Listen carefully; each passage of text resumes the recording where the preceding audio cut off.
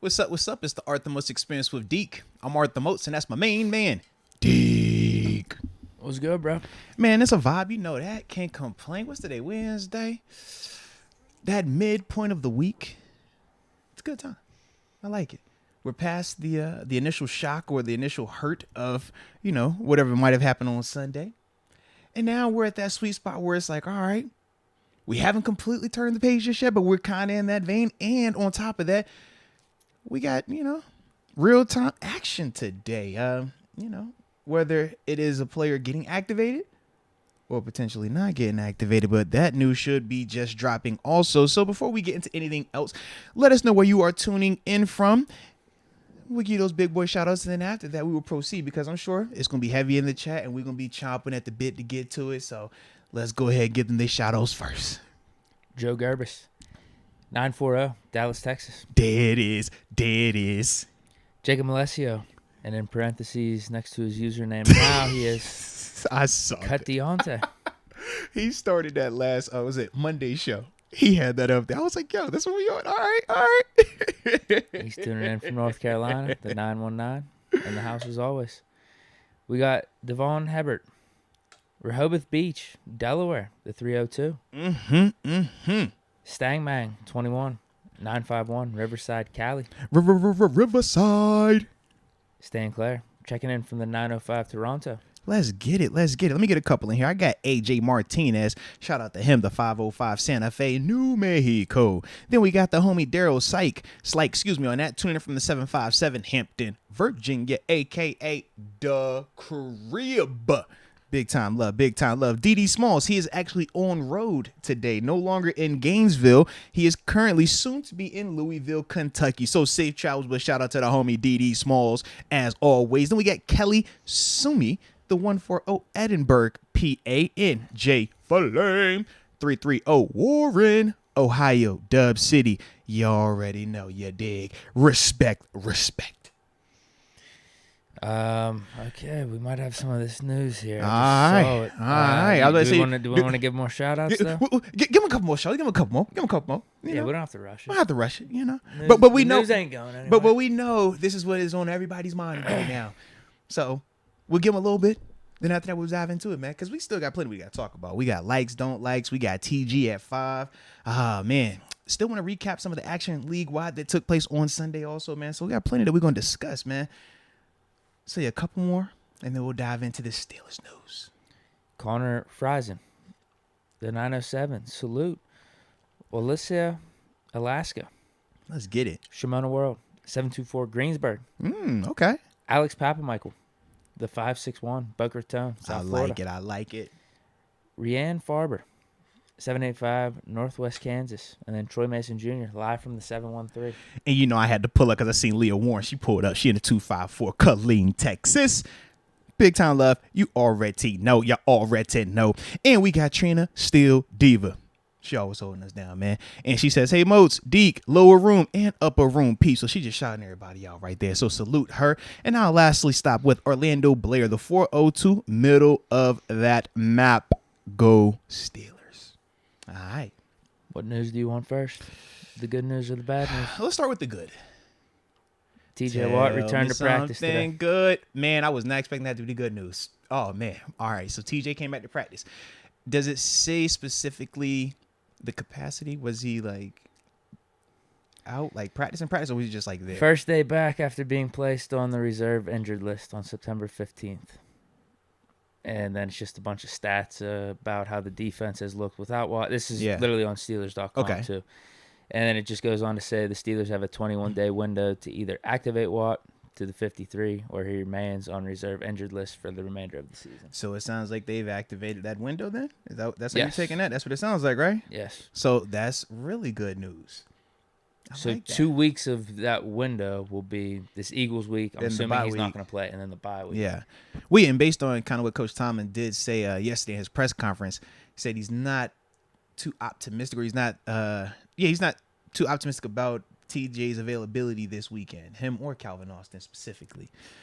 All right, so that's one good news though, man. TJ officially, starting his window. He's either gonna go against the Saints or the Bengals. Yeah, has to be one or the other. Saints is the first game after the bye, and then we got Sunday Night Football against the Bengals at home. Ooh. One of those two. Or at least they would have to activate him by then. Right. If that's not, the other then part. he could just sit out the remainder of the season. Correct. Because if they don't activate him by that point of the 21-day window, then they would have to keep him on injured reserve for the rest of the season with no option for him to return. But if they felt like, hey, man, he's not ready Cincy, but we think maybe in another week or so he'll be ready to go, and they're still, in the mix, then, yeah, you probably go ahead and activate him and just sit him for those 2 weeks and then go from there. But, yeah, that's really good news, though, to hear about TJ, though, man. So, shout out. The bad news. All right, here we go. Rookie receiver Calvin Austin III will remain on reserve/injured list after the 21-day window to activate him expired. And then... Do we get any explanation? No, it's just saying... No talky talk? He was placed on the list beginning of the season, foot injury, returned to practice on October 5th. Selected in the 4th round of the 2022 NFL Draft, if you didn't know, the 138th. I heard he was pretty fast, too. Overall. First team all AAC selection in 2020 and 2021. Returned punts, 11.1 yard average, 2 touchdowns, 4th in receiving yards at Memphis, 2,500, 41 yards, 5th in receptions, 156, 22 receiving touchdowns. Those are all school records, too. Oh, that's shout out to the school so he's record. In the top 5 of a lot of the receiving statistics that they got. Shout out to Memphis, man. That's the only explanation that we got for Calvin Austin not being activated. How you want to react to it, man? I'll let you go first and then I'll follow up. Yeah. Not surprised. It didn't seem like Tomlin was gung-ho about activating him based off his press conference yesterday. When he was asked about Austin, he said this year's going to be a lot about development with him. And obviously he said, yeah, he's very unlikely to be playing this week. So even if he was activated, I didn't think he was going to play against the Eagles. But that whole development comment got me thinking that, man, we're probably not activating him. We're just going to have him chilling and doing some stuff on the side and maybe getting into the playbook. And then it goes hand in hand with everything you talked about over these last couple weeks as to why Austin hasn't been implemented into the offense or implemented into the 53-man roster, even though it seems like he's good to go. Like he's over. From a health standpoint, yeah. The playbook, where's he going to fit in the offense? Does he know all the checks? And just the things that you need to keep everything on the right tracks as opposed to maybe going a little bit backwards, especially with the rookie quarterback. I agree, man. I still wanted him to be activated. Well, put it like this, man. I can see both angles in terms of why you activate him, but at the same time, I could 100% understand why Coach Tomlin and Omar Khan decided to not activate him.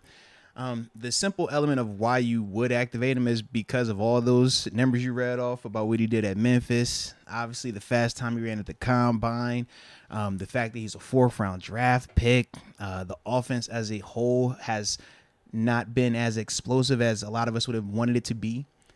So it's plenty to look at and say, oh, yeah, this is a no-brainer. You just put him out there, and he can't make it any worse. In fact, this dude probably is going to help us out in a major way. He's fast. He doesn't need to know the playbook. Just have him run vertical, have him run slants, give him a screen. He'll be fine. That's the simple element of why you play him. Cool. In terms of, the other end of that, though, right? Because that is still very glass half full. Man, you don't know what you have until you put him out there. You don't want to live in your fears. Trying to think what else we could say about him. He's different. We technically do have a receiver like him, but we don't have a receiver as fast as him. Yeah. All those different things, and I get it. I do.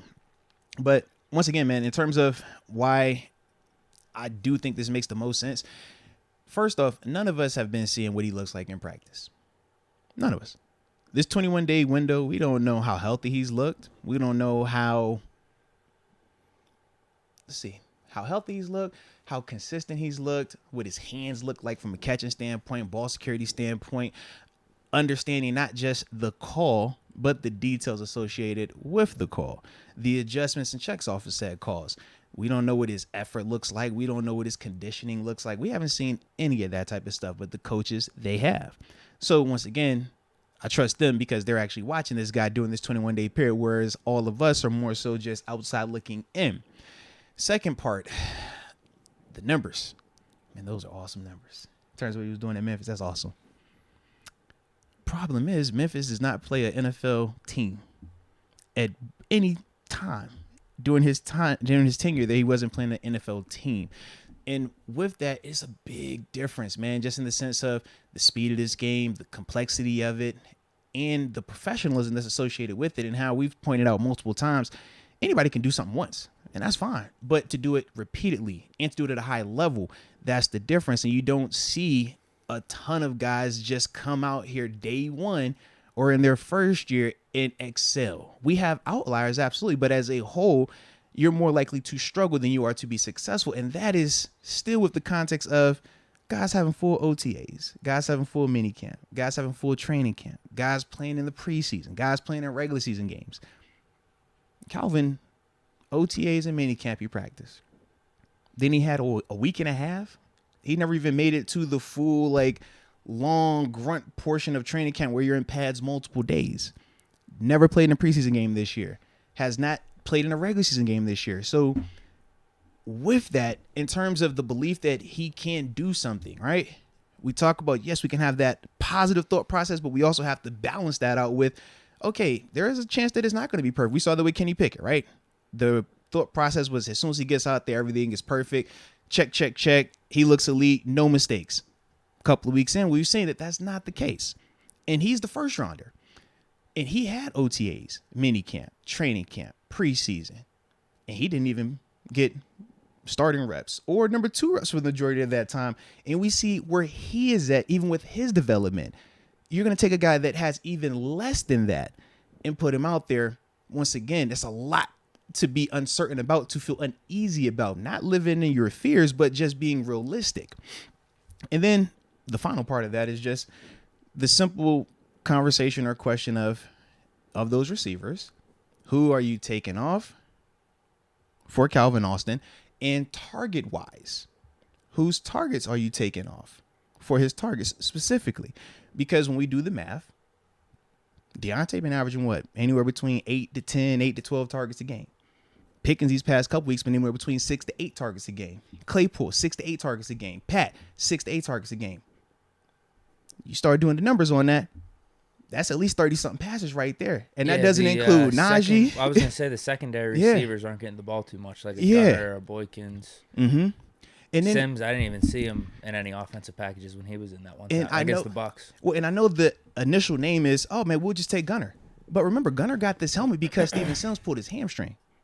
Gunner wasn't going to be dressing going forward because Steven was back. Remember, Steven wasn't dressing prior to Gunner messing up multiple times. So even with that, it's like, man, you can't even just say, oh, you just cut Gunner to put him out there because Steven Sims healthy. There is no Gunner right now in terms of even having a helmet. So that part for me is still was just like, man, who am I going to take the ball off of? Or who, when I put him out there, am I putting him out there and saying, hey, Calvin Austin, who I've not seen at any point in time do anything in stadium, who do I want to say, hey, I'm going to trust him over Pat? I'm not trying to do that. I'm going to trust Calvin to get more targets instead of George Pickens. I'm not trying to do that either, personally, man. And the same could be said with Claypool and Deontay. So, like I said, at the surface level, yes, we would have wanted him out there. I know I would have specifically. But when I look into the nuance of everything that goes with it, to me, when you're talking about this offense and the growth that it's had, this offense is a lot better today than it was when we started this season. And we have been getting better each and every week. I don't want to do anything that's going to stunt Ted growth either, man. And I don't think we've said that the receivers have been the biggest issue in terms of like when we're talking about, hey, man, who would you move, man? How do we get more productivity? We don't look at the receivers and say they're the reason. We talked about quarterback. We talked about play call. We said they got to be more consistent in terms of their catching. But as a whole, we don't look at them as the weak link. So, our offense got studs. Yeah. Well, talented out there, man. Yeah, because the last part that you brought up, I was actually going to say that as a reason as to why I'm really not like up in arms about it, because we already got 3 studs out there, and I'm with you. Like, if we did activate Calvin Austin, whenever he was going to get in the game, I don't know if that was going to be in 2 weeks, in 3 weeks, whenever it was, he wasn't going to have like that significant of a role. But why I wanted him activated is at least he can maybe do something for us. At least he can maybe bring some type of different element with that speed. And that's why I would have liked to maybe get rid of someone like Kendrick Green, who I just don't really think has a place for us right now. But I knew that's not going to happen with him being like a third-round pick. So, man, it's just one of those things. It's like you put your hands up in the air. It's not like he was a first or second-round pick.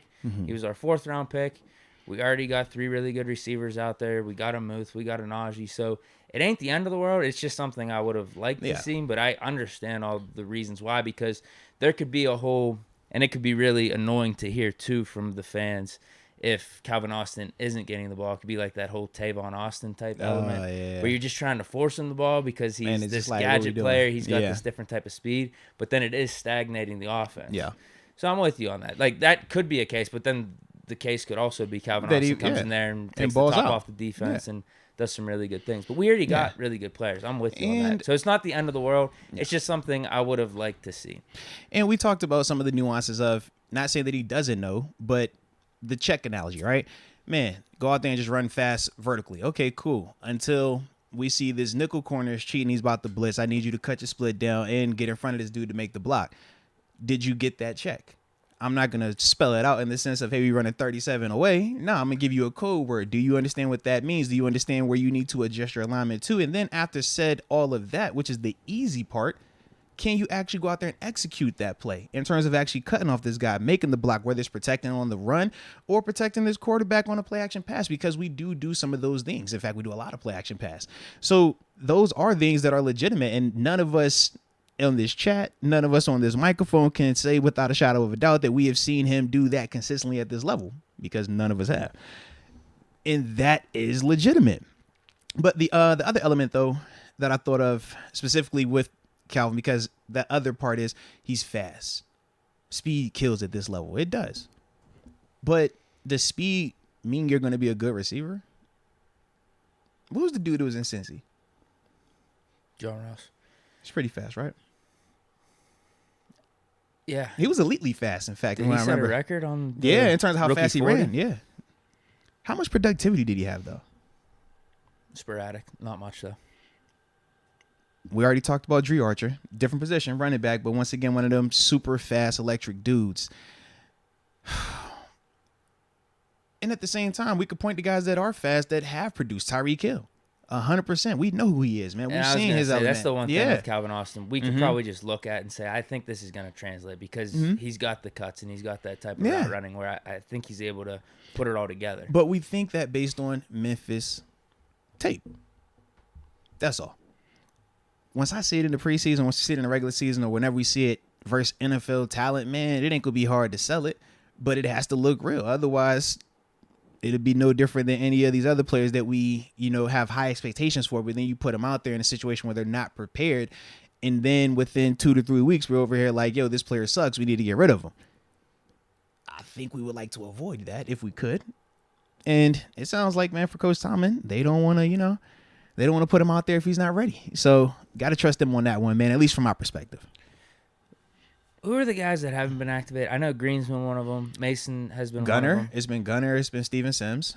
One of them two who have typically been inactive. Mark Robinson on defense. He's been inactive.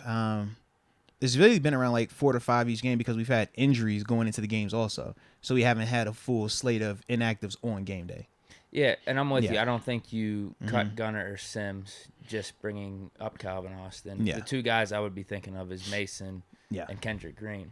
Absolutely. I don't know if I'd want to cut Mason, though, because it goes back to the whole thing of we saw how quick things can change if Kenny gets hurt and Mitch is your next guy up, and then all it takes is one injury for Mitch, and then who do you got? You're picking up a dude off the streets instead of having a guy like Mason Rudolph, who I think could get you out of some stadiums if you need to. Absolutely. For like a week or so.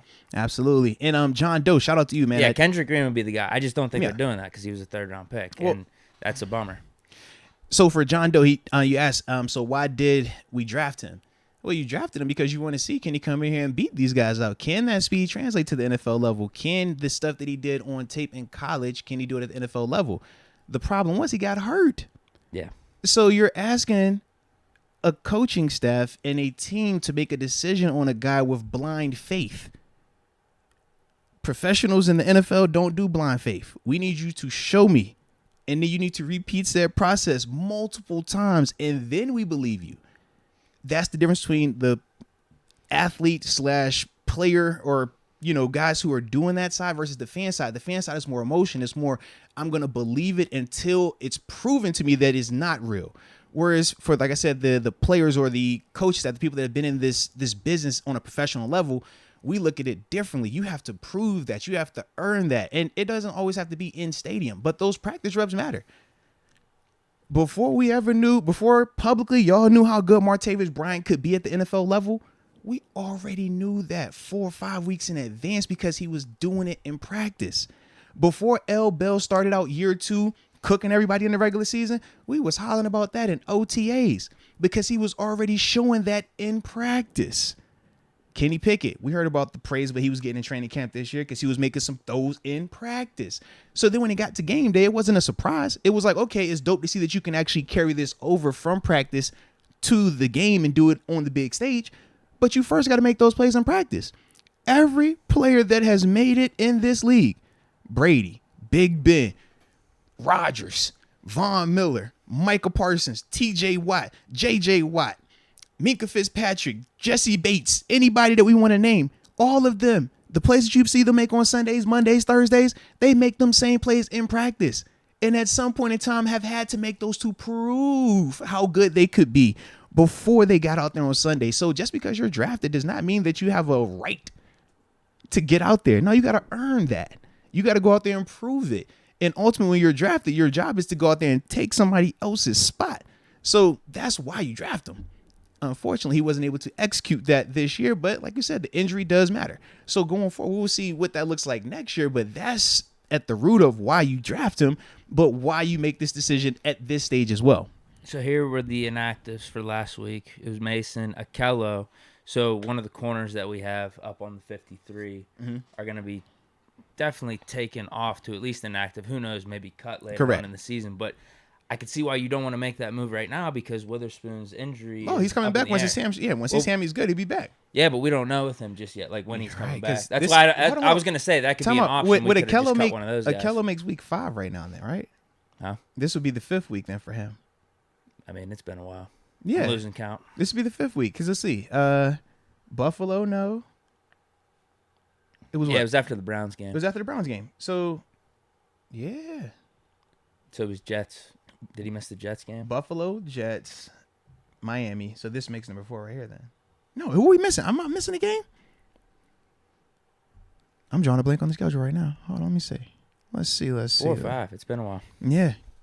But that's why you wouldn't make that move of cutting one of the extra cornerbacks like Josh Jack. Didn't we call up another dude? Was his last name Wilson?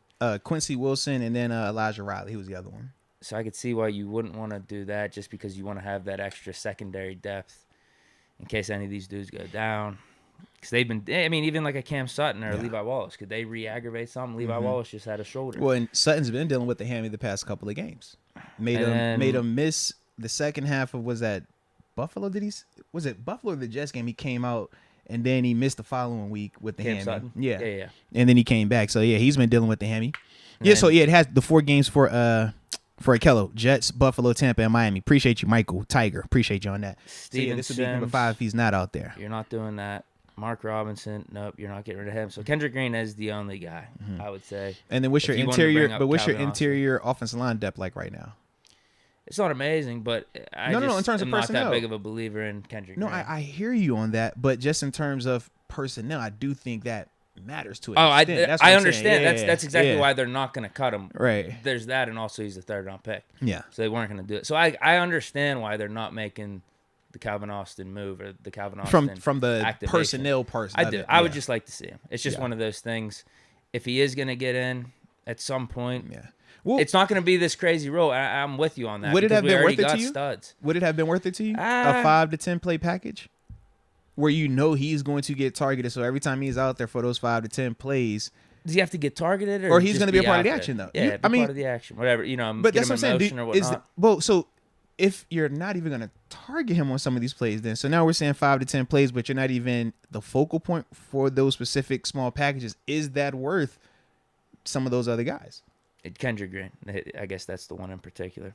But yeah, I guess you're taking in those instances because we are still seeing Gunner out there. It'd basically be putting him in for Gunner on offense. No. Don't think of Gunner just as a receiver because he is not. When I agree. And also, but he's an asset. But this was also, but this was Steven Sims gets hurt. But this was the other dynamic that a lot of people missed. We think of Gunner as the return man. We talked about him going out there having a nice return this week when Steven Sims wasn't available. When Gunner was not the return man last week, he played Gunner and he got tackles. And at this level, a tackle a game on special teams, we get you double-digit tackles, which have you in the Pro Bowl. Danny Smith loves guys that get tackles at Gunner. Gunner shows that he's not just a return man, not just a receiver, but he can actually cover kicks. Calvin Austin right now, we're seeing return man exclusively, right? We haven't seen his ball security in terms of when he's catching these kicks, right? Punts and kicks. We talked. Oh, no, I wouldn't even want him return man because we'll stick with Steven Sims. Okay. And now you're talking about you're just going to be playing receiver then, right? Because we haven't seen him cover any kicks. We don't know if he can tackle because he's a wide receiver. Why would he be able to tackle? Until you have to go out there and work it. A guy like Gunner at this level, Danny Smith, he has receivers, offensive players after every practice. You're going to hit the sled. You're going to learn how to tackle. But once again, Calvin Austin was injured, so he didn't get a lot of those reps either. Gunner does. So once again, even though we're looking at Gunner and thinking him exclusively as a returner, even if he is not in that role as a starter, he can still help your roster in other areas on special teams. So when you're talking about the 5th, the 6th wide receiver potentially, you don't just keep that guy on active for 5 to 10 plays of offense if he's not going to be featured in some capacity. And that's why I'm saying, like, he would have to be targeted. I get it. There's a lot of murkiness with this. And Gunner, too. Now, I don't know what's going to happen when Sims gets healthy again, who they're going to have on the active roster. Maybe they have them both up there. I don't know what they're going to do. It's going to get interesting, maybe man. If our secondary gets healthy, they can afford to drop some of those backup guys, right? Because Gunner knows what he's doing on offense, and Kenny Pickett loved him in the preseason. So there's that element to it. It's just one of those things. Calvin Austin's got the 4.2 speed. I'd like to see what that element could bring to this offense. But it ain't the end of the world. Yeah. I'm with you in terms of, like, I'm not up in arms about this. Like, this is a stupid decision or anything. It's like, nah, if it was just me, I'd like to see him. I'd put Kendrick Green down, and I'd bring Calvin Austin up. Well, and not only do I respect that, man, I even like the fact that you have an alternative. Because that's the thing. It's like, if you're going to do it, who? And you already got your guy. So I like that.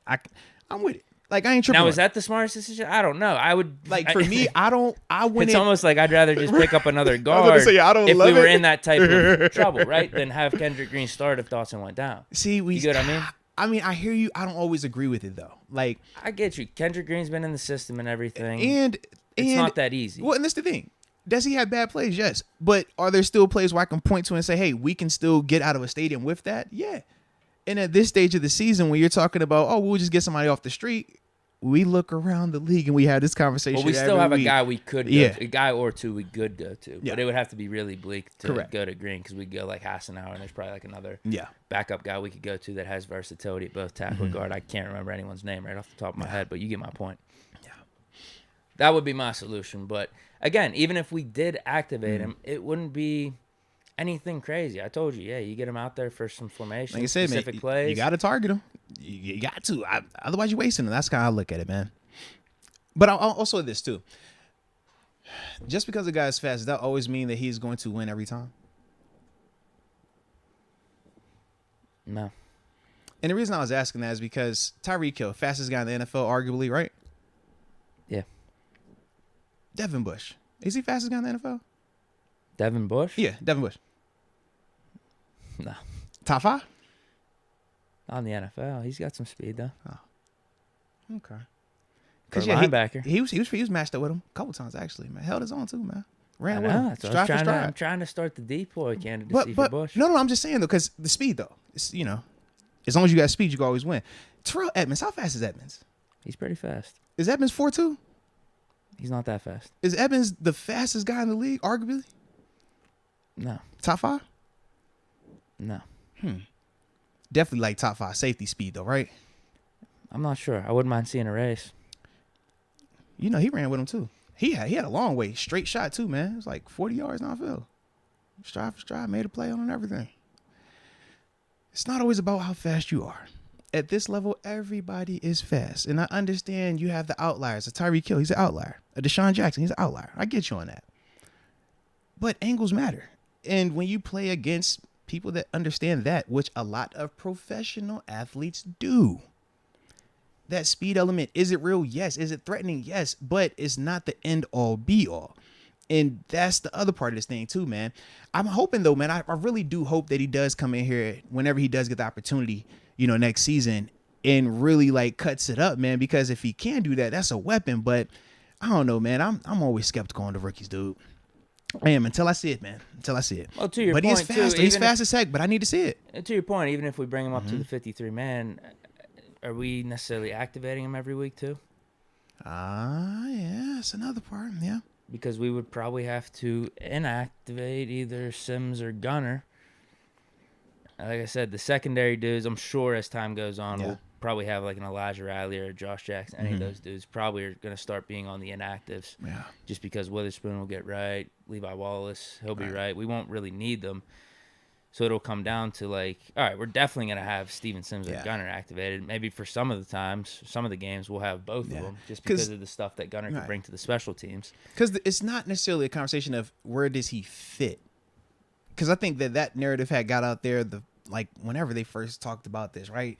I don't know how to use a guy. How do you use a guy? I don't even think it's that, man. But I do think the conversation that we've been having, the question that we've, been surrounding this decision with, I think that is a bigger portion of this versus how do you implement plays for him or how do you create ways to get him the ball. I don't think that it's exclusively that. But, hey, now, wait a minute. We got color on the screen, baby. Yeah. Uh-oh. Damon Brown. Hello. Big play, Damon Brown in the building. We definitely appreciate you from the heart. From the heart. Jeez. Let's read this up. Drop the C note. Is this back-to-back? It seemed like it, right? It felt like it is. He's been on one. I think he dropped one on Monday, too. He's been on one, man. Shout out to Damon Brown. We greatly appreciate you from the heart. It says, what's happening, fellas? Is it possible during the bye week that you look at some of the takes you guys had and the good folks in the chat had about Pickens, Pickett, Gunner, Naji, etc., and the team in general during the end of the preseason versus our takes now? Ooh. Just curious. Shout out to Trina. I like that. How could we find that? In terms of because I know we could get our stuff. I think my takes have been amazing, so I don't even know if we need to check on those. My picks have been bad across the league, but your takes have been amazing. Yeah. You said Pickett was going to be offensive rookie of the year, and you hedged that bet with Pickens being offensive rookie of the year. Yeah, but I think the general take of Pickett being good and Pickens being good holds up. Absolutely holds up. Don't you walk it back to just being good. He brings up Gunner. Yeah, disappointment. Naji? My take on Gunner was that he was going to be the salt. Worst case, he was going to catch it and get us 10 yards every time. He muffed 2 punts. Naji. You say he was going to be top 3? Yeah, disappointing this year so far. Okay. Is it because he was banged up a little bit early on? Finally got this steel plate out of his shoe. And Line's been better, I think. He just hasn't been right. Naji has been a disappointment. Even though, going back, and I keep watching this film, bro, it's not all on Naji, baby. It's not. It goes back to what you were saying last week, too. And, we'll get into the Eagles stuff. But it's across the board. When you talk about running, first off, I think we run the ball way better out of 21 and 12 personnel. 21 meaning when Derek Watt and a tight end are on the field, or when it is 2 tight ends on the field, Gentry and Pat. I think that we just run with a better demeanor. Number one, we're fully committed to running when we go with the heavier personnel groupings. And as a whole, it's less dancing, it's less of the pretty style run for Naji because it's downhill. When we run out of 11 personnel, 1 back, 1 tight end, we usually run out of the gun. Now, we've done some of that under center, and we've had success as well. Him directly behind, in that home position, tight end on the line of scrimmage, because once again, it's a downhill demeanor. When we put him in that gun and we offset him, though, that's when it looks like he's thinking too much, trying to do too much of the dancing. Also, when we talk about the toss plays, the perimeter plays, the receivers got to block better. That's the other part of it. I mean, I don't like to talk about it, but when you cut the tape on, it is not pretty on some of these run plays when they are at the point of attack, or even sometimes downfield, a run that was 14, or what was that long run that Naji had? Not the one where he's spinning, but he had one on the perimeter. He picks up 14. Literally, man, if the dude is finishing his block like he's supposed to, it's probably a 20, 30-yard gain depending on how fast Naji gets caught. But it's those type of things that do impact this rushing attack. It's not like when Juju was out there where you getting guys just getting mauled off every single time. Right now, it is very inconsistent with the blocking on the perimeter. So when you're factoring all of that in there, and at times the defense actually makes a play, the running game looks like how it looks, and Naji looks how he looks, man. But I don't think that this is exclusively. I think like Naji has definitely been improving, man, from what I've been seeing. And this game was definitely a game where I think he could have done even more if some of that other stuff that I just talked about would have been better. But we know that that doesn't get talked about a lot because I get it. We rather just talk Canada. I'm with you. All right. But that would help out in a major way from my perspective. I have a couple more thoughts on Austin. Mm-hmm. Going back to when Martavis got called up in week 6 or 7 back in 2014, and we even talked about this a couple weeks ago. But the difference in the offenses would be at that point we had 2 receivers that were solid for us, AB and Wheaton. Outside of that, it was just, I'm looking at the roster right now, Lance Moore, Justin Brown, Hayward Bay. Yep. Am I missing someone here? Those were our main actives because Lance was our third guy. Calling up Martavis Bryant, he instantly made sense. Wide receiver 3 for us. Absolutely. Instantly. But then he eventually developed into wide receiver 2 just because of how he played. In this scenario with Austin, you see how we're talking about him. Yep. Are we even going to activate him if we bring him up and get him off this IR and everything? Yeah. If he does play, is it going to be 5, 10 plays? Right. We already got a Pickens. We already got a Deontay Johnson, a Claypool, a Muth, a Naji Harris, and then even a Steven Sims and a Gunner. Who have been at practices, know what the hell they're doing on offense, are good, solid return men, too, that we can count on for special teams. So that's one of the differences, too. Yeah. And Martavis Bryant just so happened to be like 6'4", 6'5", and it was a lot that went with it. Right. But more importantly, he was already proven in practice that he was our second best receiver. We already could see that the weeks leading up. So once again, when it happened, it wasn't a foreign thing. It wasn't a, hey, we're going to give a guy an opportunity and hope for the best. Nah, this was something that as a team, we all could be around and be like, you know what? Yes, coach, you waited too long anyways. Whereas if that is not the case and you just make a guy active as a team, you're going to look at coach and be like, why are you making stupid decisions? Verbatim, just like that, because that would be a stupid decision if those players and coach feel like this guy isn't ready. Like I said, none of us have that information. None of us do. Unless you're down there as one of these dudes is watching every single play that Calvin Austin has taken in closed practice settings, we don't got that answer. But based off of this decision, all of that does come to mind. I think the other difference, too, is going back to that 2014 offense when we called up Martavis. We were sputtering for a good 2 or 3 weeks. The offense was definitely on a decline.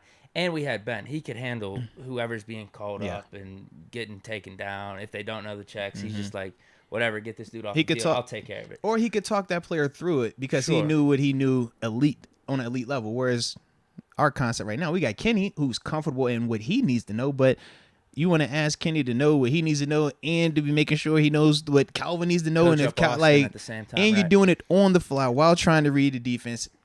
Potentially, Kenny has shown some of that ability thus far.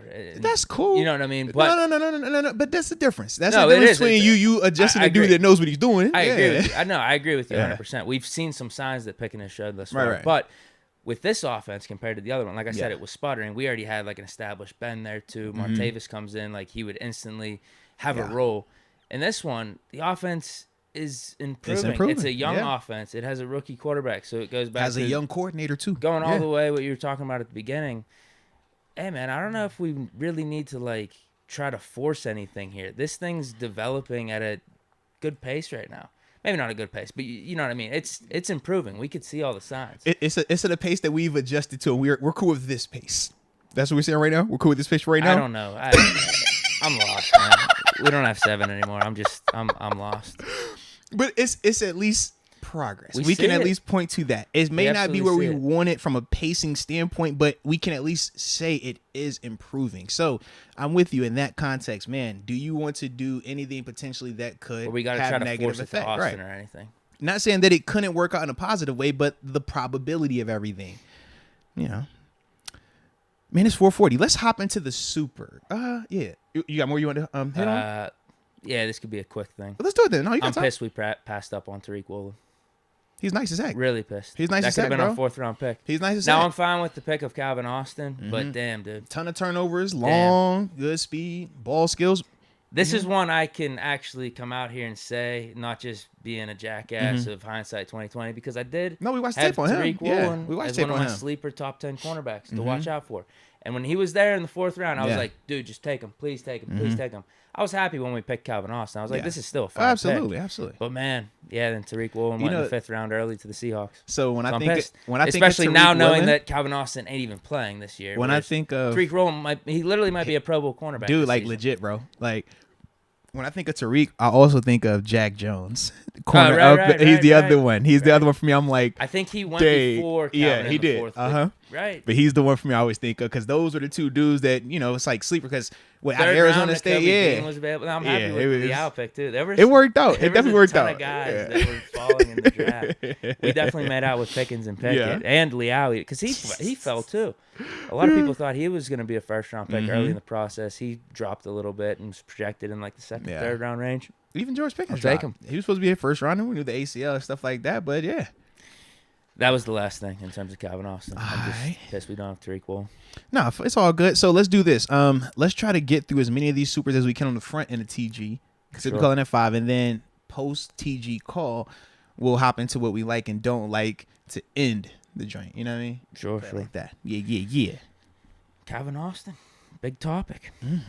Rightfully so, man. We knew he was going to be the guy today. Him and TJ. Okay. To start off, let me know if I'm right or wrong. Kamonier? The tape? Yeah. Let's get it. The tape from Dotson last game was beautiful. Pancakes all around.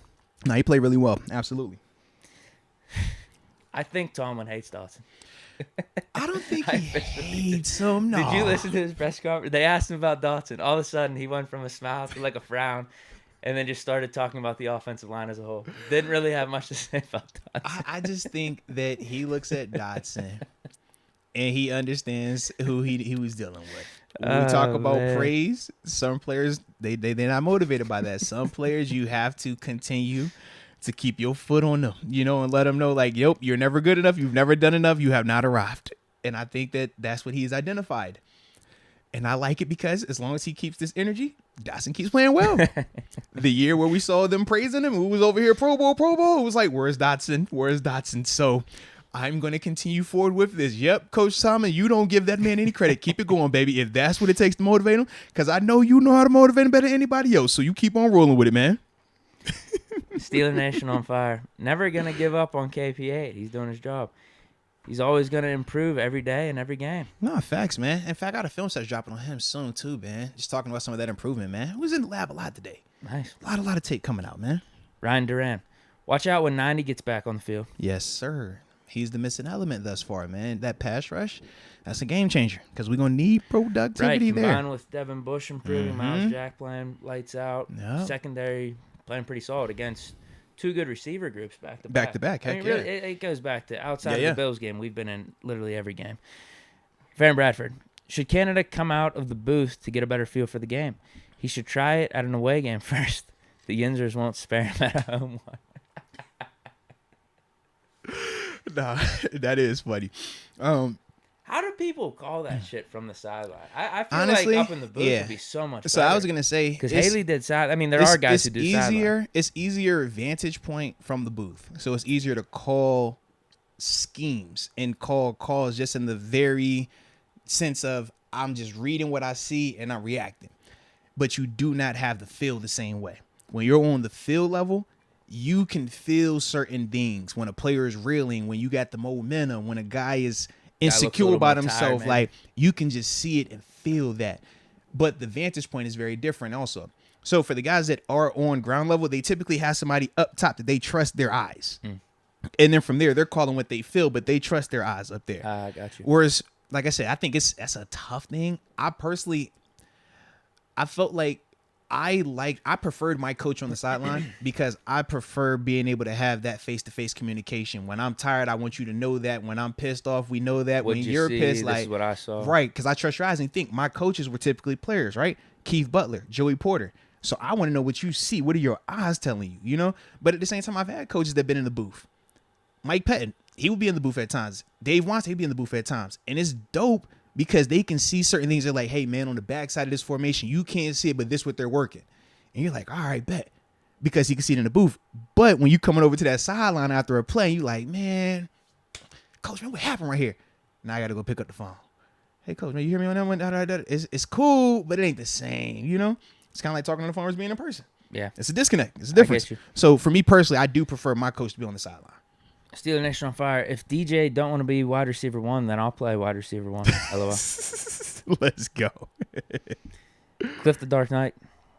What's good, fellas? Moats, you were there when Bell transformed his body, which changed his game. Should Naji try to replicate it, or should he stay at 240? I'm always a fan of RBs getting lighter because the shiftiness, the ability to get in and out of cuts always helps.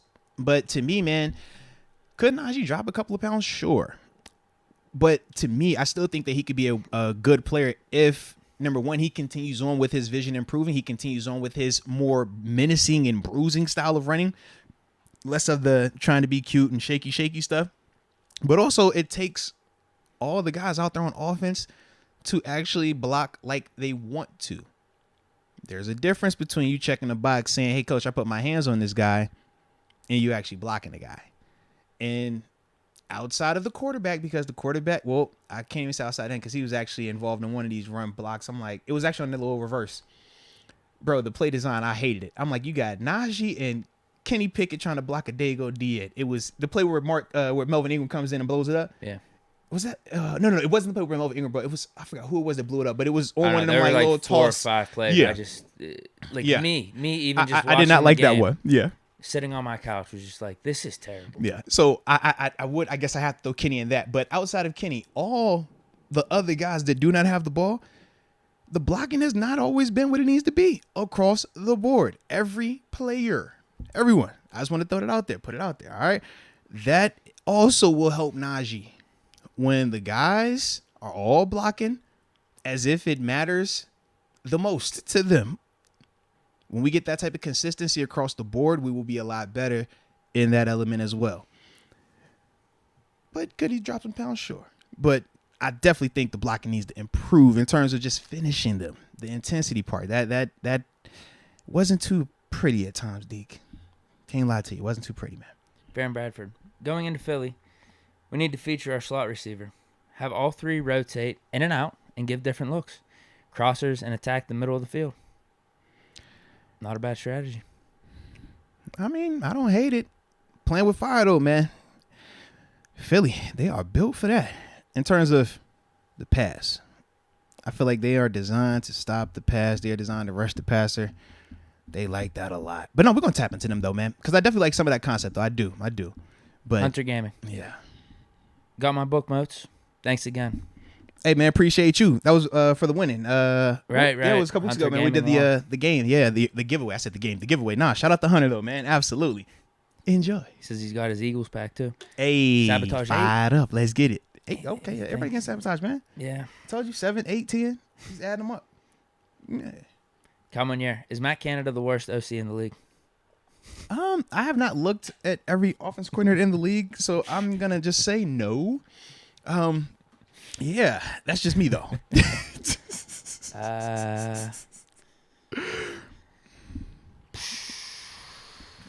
Yeah, we're so close to the situation. We get to see him every game.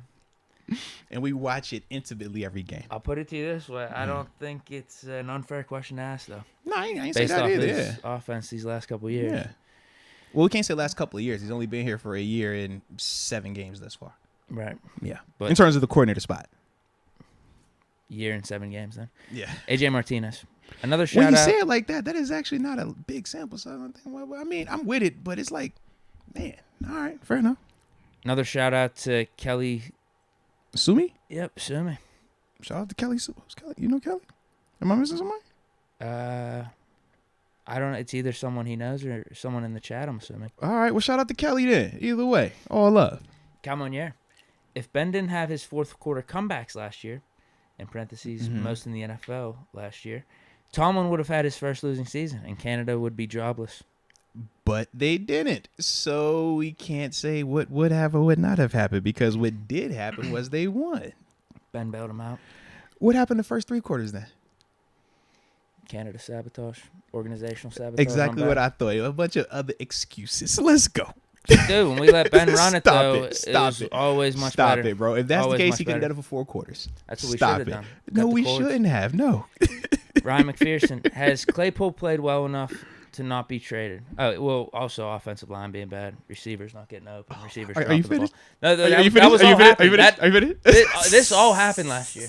This all happened last year. All right. It took a Warrior to overcome it all and get us into the playoffs. Man. I appreciate Seven's effort. Mm-hmm.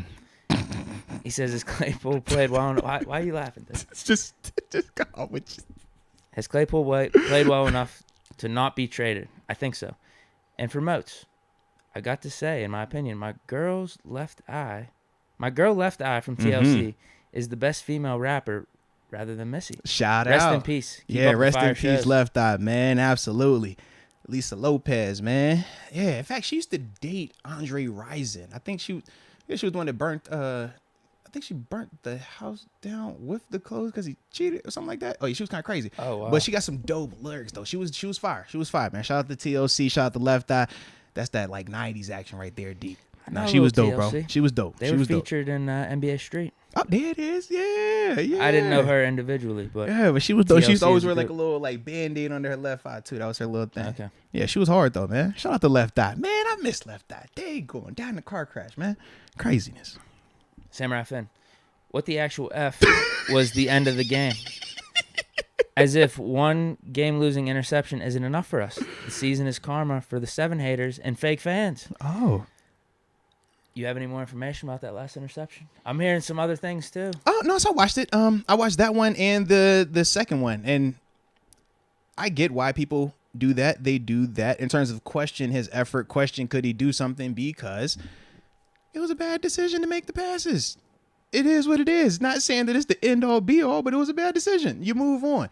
That's kind of how I looked at it. For the people that are on the cover 3, Javon Holland jumping in front. Oh man, why Deontay doesn't run really hard to come back and try to fight for the ball? Like, dude, he's running a stop route and the guy throws the ball late inside. Like, what we asking here, bro? That's picking for straws, but that's also if we're trying to go narrative of point fingers. And as I've told you, I don't care about pointing fingers. I don't care about the narratives. To me, they were just 2 bad decisions. Period. I'm not going to critique Deontay on some level of, hey, man, the one in the end zone at the end of the game. I'm like, I look at Deontay, I'm like, bro, he probably thought he was throwing the ball out of bounds. And when the dude actually caught it, he's like, oh, shit, like, this is nuts. But I don't hate it. I'm not going to say, Deontay, man, what you doing, man? You just lazy out there. No. But if I'm acting as if, man, I can't have Kenny Pickett be viewed negatively in any capacity, what am I going to do? I'm going to point to that. I'm going to point to every excuse, but just having some accountability. And at the end of the day, Kenny is accountable. Kenny came up and said, bro, I got to be better right there. I watched the tape. It's like, yo, you just got to be better right there. You move on. You don't have to belabor it. But the problem happens when those type of excuses become when we're trying to say, hey, it was more on Deontay than it was the decision to actually throw the ball. That's when you lose the accountability, and that's when people start to lose their support for a particular player. Why at times they get crazy when you start talking about 7. It's like, I get it, but he has to have some accountability. It's like, only with 7 for you, though, because you Kenny, where you're balanced, Mitch, you're balanced. With 7, you're not balanced at all. But that's what you do, though, and it's all love. I like that. But the accountability is different. You know what I mean? With Kenny, he's accountable. He's holding himself. He's like, yeah, I messed up. I got it. And that's dope. Yeah, I think it just goes back to kind of what we thought on Monday. 2 mistakes. Could have ran it on that second, or I guess it's technically the third one, but the second one in those 2 final series. Yeah. Could have just ran it there, and Pickett said it in his press conference afterward, just miscommunication. And I think that's what we all feel. Receiver and quarterback weren't on the same page, but you could completely avoid that just by running it or throwing it out of bounds to live to see another down. And my thing is miscommunication and not not the Claypool one, the first interception, the one where, like I said, is the cover thing, he's jumping. Even if that's an in route where that ball is placed, it's going to be intercepted. Just because of how that safety is playing it. That's why I'm like, to me, I don't fault Deontay in any way right there, because it's like, yo, it was just a good play by this DB. And it was a bad read in terms of Kenny making that pass, but it is what it is. It ain't the end of the day. All right, we got AJ Martinez, Sabotage 7, As We Live, Deke. There it is. Ben's podcast has its moments because of the guest. Hodges was cool. Merrill Hodge was cool. Yeah. Batch was super cool. Shout out the to C stories Batch. are cool, but Moats and Deke are number one. Blessings to all in the chat. No, we appreciate you, man. You know we ain't competing against them. That's the homies over there, man. We definitely. I know. I'm a fan. You know, do what you need to do, baby. I don't tune in on the regular, but you know, salute the homie. You believe that. Devon Hebert. Let's drop that like button, guys. Show some support. Yeah, we forgot to say that. My bad. That was on me. I forgot that. Hey guys, make sure y'all like the stream. Yes. And subscribe if you have not subscribed, and hit the notification bell as well. Also, check out the website, arthurmoats.com. Let me make sure I got everything checked off. All right, we're good. Whew. Bam. Next, Tyree McClendon. We paid Deontay to be a part of a good receiving core, not to be the number one. I'm sorry, someone got to let Canada and Kenny know it's Pickens and Naji needs 20-plus rushes. Good call them the 20-plus rushes. If you do, add a little bit more attempts to his stuff compared to like some of these other running backs that are getting 25, 30 touches and stuff like that, man, his numbers probably would be better in that vein. But at the same time, we know flow of game does matter, and they haven't necessarily been in positions to really lean on him like that. But yeah, I would like that. And we already been hollering about Pickens. Yeah. Keep the targets going. Keep them increasing, baby. Next one we got. Young Papi Benito. Canada's playbook is written on a McDonald's napkin. Is that where he goes to drop his plays? Jeez. Got good fries there. Naughty or nice. Daniel Jones and Fields have more rushing yards than Naji. Should we be passing the ball even more? ? Man. No, I don't think we pass the ball. I think we need to, if we're going to run the ball, put formations out there that are conducive to Naji being successful. Talked about when I go back and watch the tape, 21 personnel, meaning a fullback, Derek Watt, and a tight end out there, or 12 personnel, meaning Naji and 2 tight ends out there. When they run out of those 2 particular packages or personnel groupings, their probability of success is a lot higher than when they're running out of 11 personnel, especially 11 personnel out the gun. 11 meaning 1 running back, 1 tight end.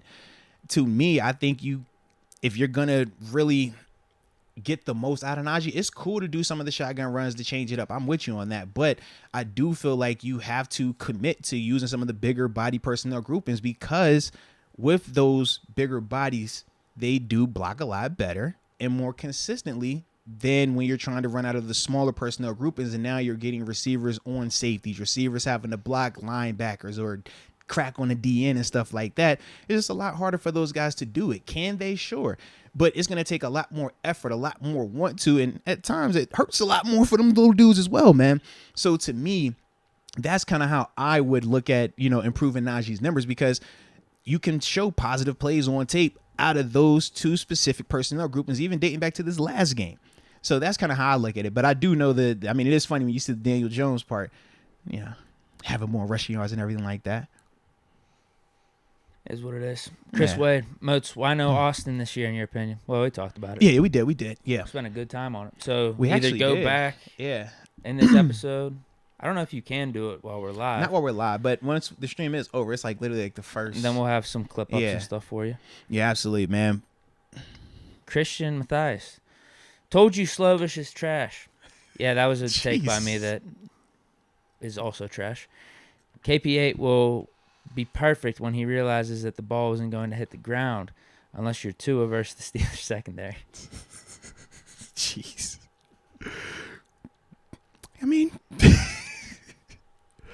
Bro, Tua was definitely still out there point shaving at times. Boy, he was hitting us with that rock, man. We just couldn't catch it. Corey Humans. Well, it is funny. He does have a point there where, we had the easiest interceptions out of the whole game. Yep. And their picks. Now, granted, the first one was easy because of the Claypool fall down. It went right to him. But the one, Igbahogany, is that how you pronounce it? Bro, I've been calling him 9 because I was butchering his name. The one that he made at the end of the game was an incredible catch just in general for any player. Get the feet Not down, only though. a defensive back. Yeah, to get the defensive back, the body control. They called him out of bounds initially. The refs didn't even believe it. And that's where you see Deontay. He kind of looks and he's like, all right, and just moves on. No. Corey Hughes. Oh, hold on. Before we get to, we haven't started his yet, right? Who? Because it is 5 o'clock. This is a quick one. He all right, let's says get real quick. Eagles just traded for a Bears defensive end. Is he talking about Robert Quinn? Might be talking about Quinn. That wouldn't be good. Well, he's not going to play this week. Yeah. There's no way. Like I said, man, we'll get to that on the back end of this thing, man. get to him before he hops in this car, and it gets a little interesting, as y'all know how he could get at times.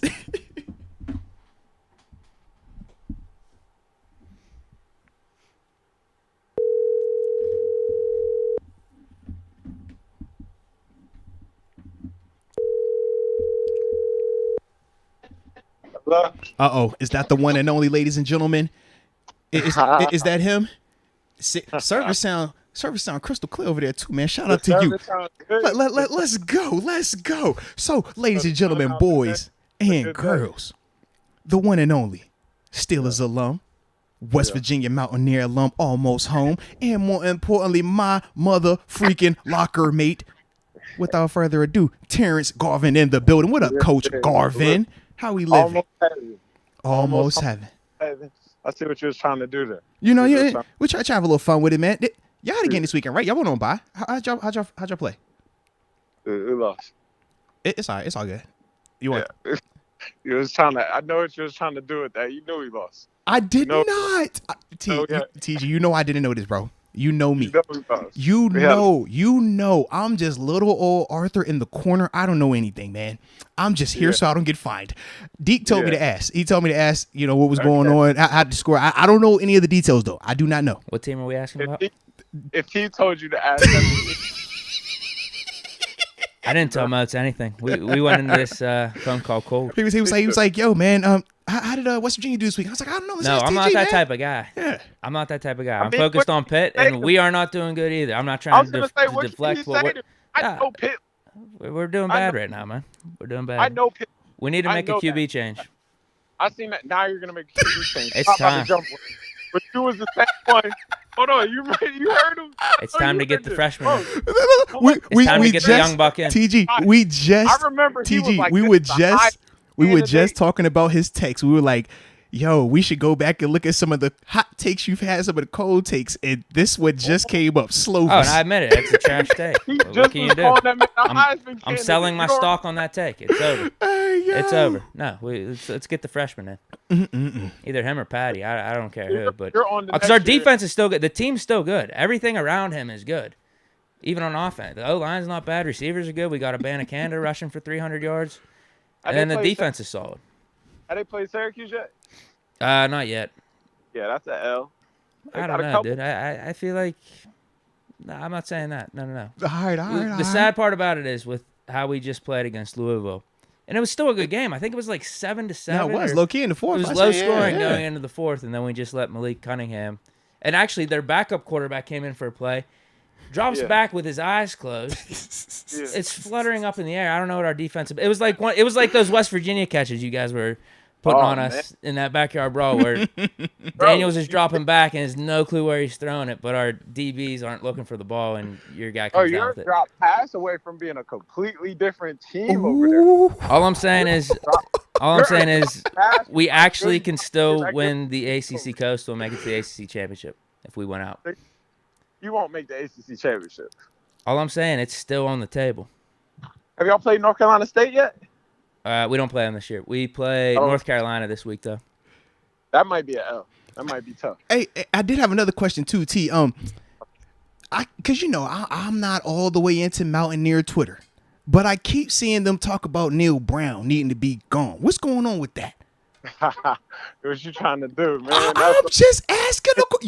I don't know anything. I'm even seeing that too. I'm still new to this FCS level or FBS. This is what you call it, right? I'm still new here. Yeah. But what's going on with that? Is he on the hot seat? Is that what you're telling me?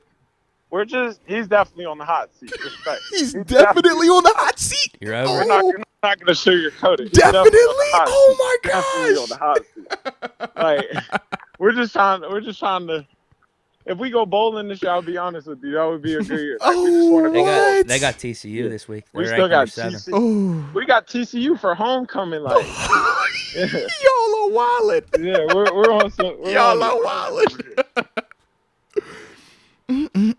That is interesting. Like, we got TCU for homecoming, so it's kind of like that'll be interesting. And then, why you gotta say it's interesting? You hit it with the we want all that smoke. We're picking that up. And then I believe we still got Oklahoma State on there. So okay. We got some dogs we got to go deal with stuff. Okay, for sure. Iowa State's a sneaky good team up there. Sneaky good. They play defense. So, you know. I like it. It's all good. We'll figure it out. We'll beat Pitt next year, though. We're locked in on next year. There it is. All right. I'm still trying to make some magic happen this year. We're on the next year. Y'all are done this year, too, over there. No.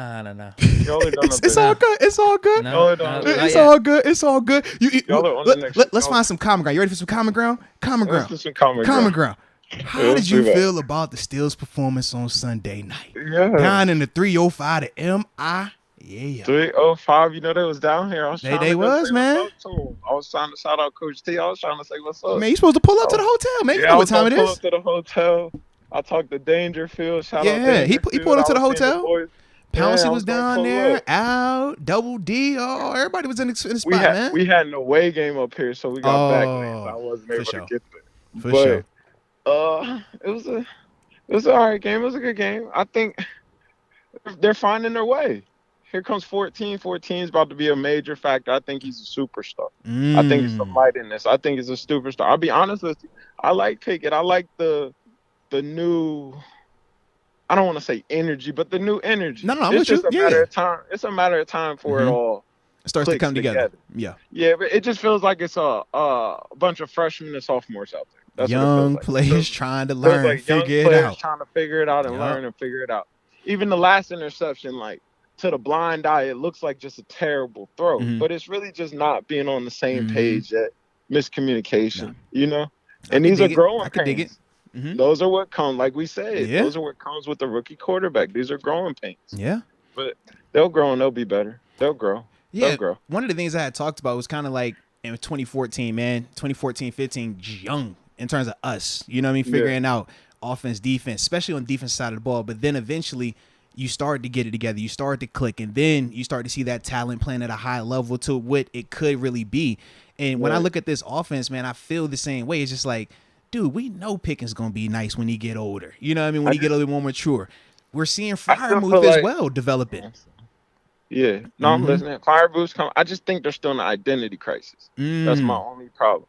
I don't know if they want to be I don't want to say pass happy team, or they want to really just hand this off 30 and be physical. Times. Yeah. Because they're not really getting what they're looking for out of that run game. I'm going to be honest. And that's not. It's not. No, I'm with you. I texted Vince Williams a crazy opinion. I'm scared to say it on the radio. But I had a crazy, and you know what I want to say. I already know where you're at. This ain't the radio. I already know where you're at. You know what I think they should do. Well, you know what, hey, man?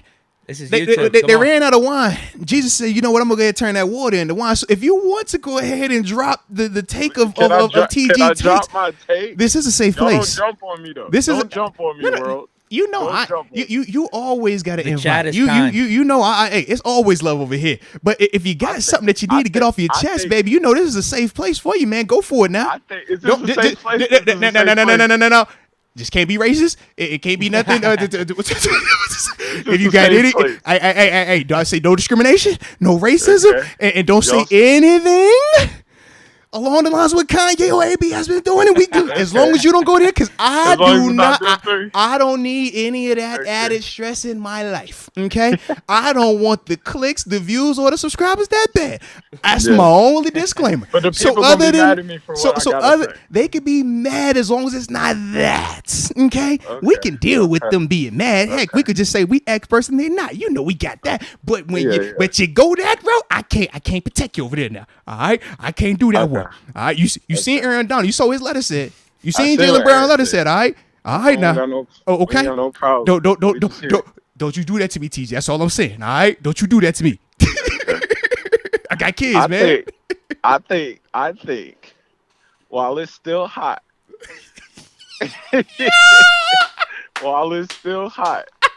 they should just put it. I'm not saying they have to trade it, but I'm saying they should put it on the block. And they should see what type of bites they get. And if they get bites that are like a first, if they get bites that are like a first, a third, a fourth, I think you send that up. You go get you one like in the fifth, because you can get you a running back, And I think you take that first. and you go get a superstar. Hold on. Wait. I got something to. No. I don't think you're talking crazy. We're processing what you just said. Because of the value of the running back. But I just remember 2 weeks ago, it. you asked me about Naji Harris for a first and a third. And I asked you that? And I said, yeah, but then you looked at me like I was crazy. You're like, where's the loyalty? No, you said no. Bro. No, I said, yeah, that's too good of a deal to pass up. Check the transcripts once again. You said no. We will. And I looked at you and I was like, you sure you wouldn't do that? TG, I think your memory's off here. So what's the price? I think while if it's a single draft pick, what's you don't the price? Give it for just a first.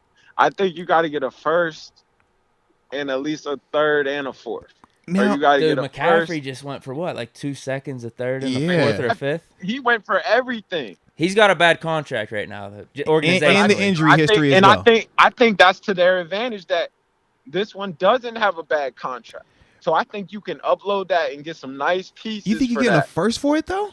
I think you can steal a first for it right now. Time out, TG. I'm saying a second. TG, still high. Think about this, man. We don't value running backs, right? We talk about the running back position as a whole. You don't draft them in the first round, and you don't pay them, right? But that's after like 3 or 4 years that you're like, But how does the concept of don't draft the running back in the first round change when I'm going to trade for a running back that is already a year into his career, and I'm still going to give up a first round for him? That's my whole like you just said, it's only a year into that. Somebody will pay a nice ticket for that right now. Do you think Naji would have went first round if we didn't take him then?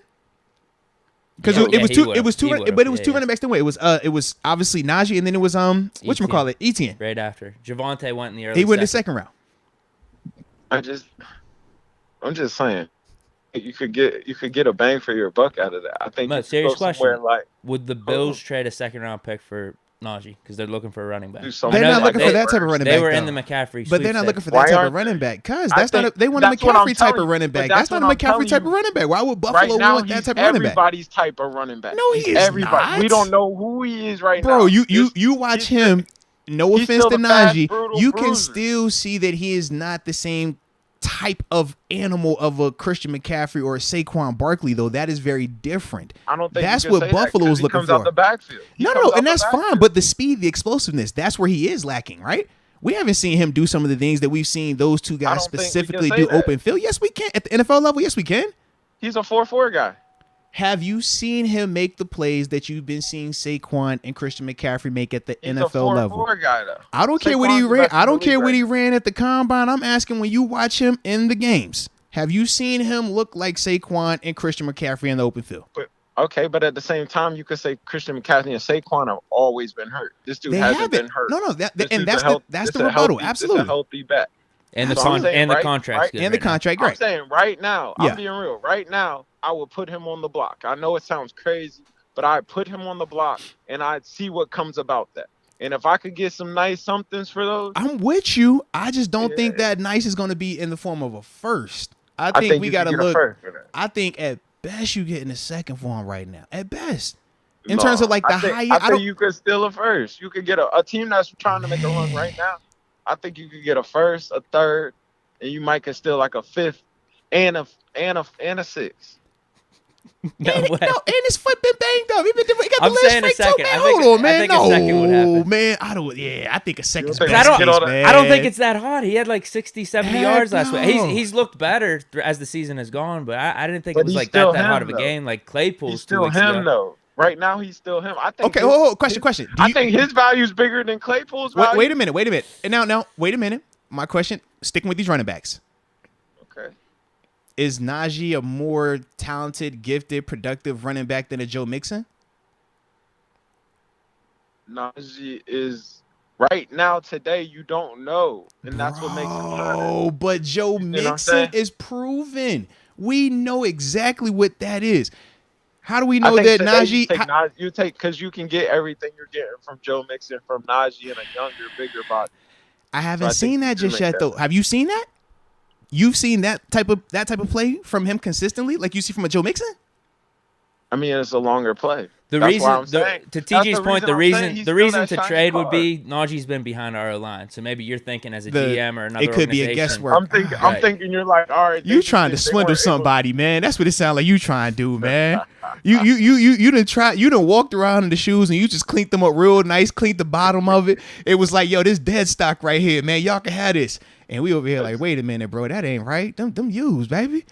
I think right now it's still hot. That's all I'm TG, saying. you're good with just rolling 100% Jalen Warren then? Who? Yeah, 30. 30, yeah. Yeah, okay. I think 30 gets the job done. And I think you just get somebody. And I know that sounds so terrible, so terrible. But I see the approach. And like I said, I don't hate the approach. I just think that the offer that you're expecting, I just think that that's really high when you look at with the running back. How the running back, like, bro, every year they're talking about why you don't draft running backs in the first round, though. So I just don't see why you would trade for one a year later. That's all. I just think you get what if you go somebody like Dallas and you give them to him and they give you Tony Pollard a second and a fourth? Do you do that? No, see, that's different. I don't think Dallas doing it. Why would they do that? Why? Well, if you Dallas, are you doing that? You trying to swindle folk, man. If you Dallas, are you doing that? TJ, are you in any fantasy football leagues?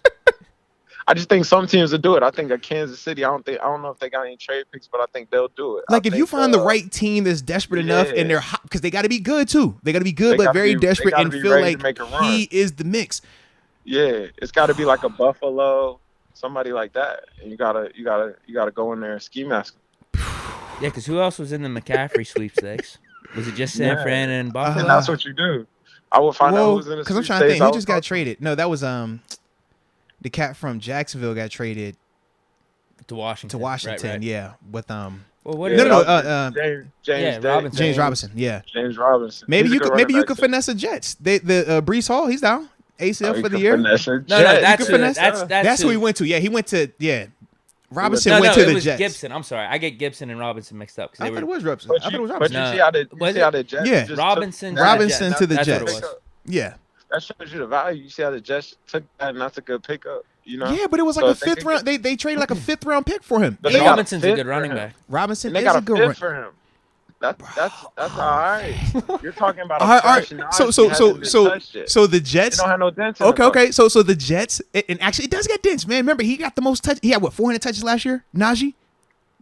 I just don't think it has no dents in there right now. I get that, but it's not dented up.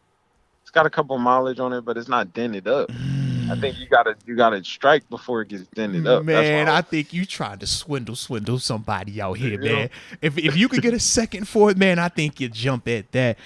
I don't think you get it. I don't think you get a Pollard type player and a draft pick like a second or third for Najee right now. I just don't see it, man. I just think you get that. Or you give them Claypool and Najee and you take everything they got. You really trying to move both of them? You say TG's and Tankma. That's what it sounds like. That's the problem. It sounds I still believe in this season. TJ Watt's coming back. TG, have you already started looking towards the draft? Is that what you telling me, TG? Because I'm glad Deke was able to call that up.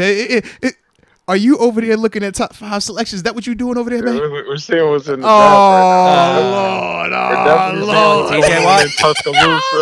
TJ Watt's coming back after this bye. So next you're going to be over here like, man, Cam Hayward, I don't know, man. Hey, can maybe we get some from him too, man. Is he next on the list? You can't move that. Oh, okay. I was just asking. I'm just checking. I just didn't know. You made me nervous. You started adding names. I didn't know who else you were gonna add. That's all, man. You seen the names I gave you. I gave you value names. Let's strike now while it's hot. Yo, that is funny. I know that's funny. No, like I said, I get it. I do. And if they did make the move, it wouldn't necessarily surprise me 100%. But I just don't think that the return on that investment is going to be what you think it is. I just don't think it's going to be that high, man. I think they got to do a trade somewhere. This can't. Well, because we got a couple days left, man. November 1st deadline. So I think they'll do something. They'll do something, and they're not big on that, but I think they'll do something because I think they got to re-identify. So at this point in time, then, with the trade deadline getting close, is another player more of a priority or a draft pick? You're looking for picks. Okay. All about the picks. Jets mentality. You're all about the picks. Not to say the Jets, but you know what I mean. You're looking for some young guys to come in here and do something. Okay. You're checking out offensive lines across the nation. You see that? Yo. Are you with me? Yo, this is crazy. I like it.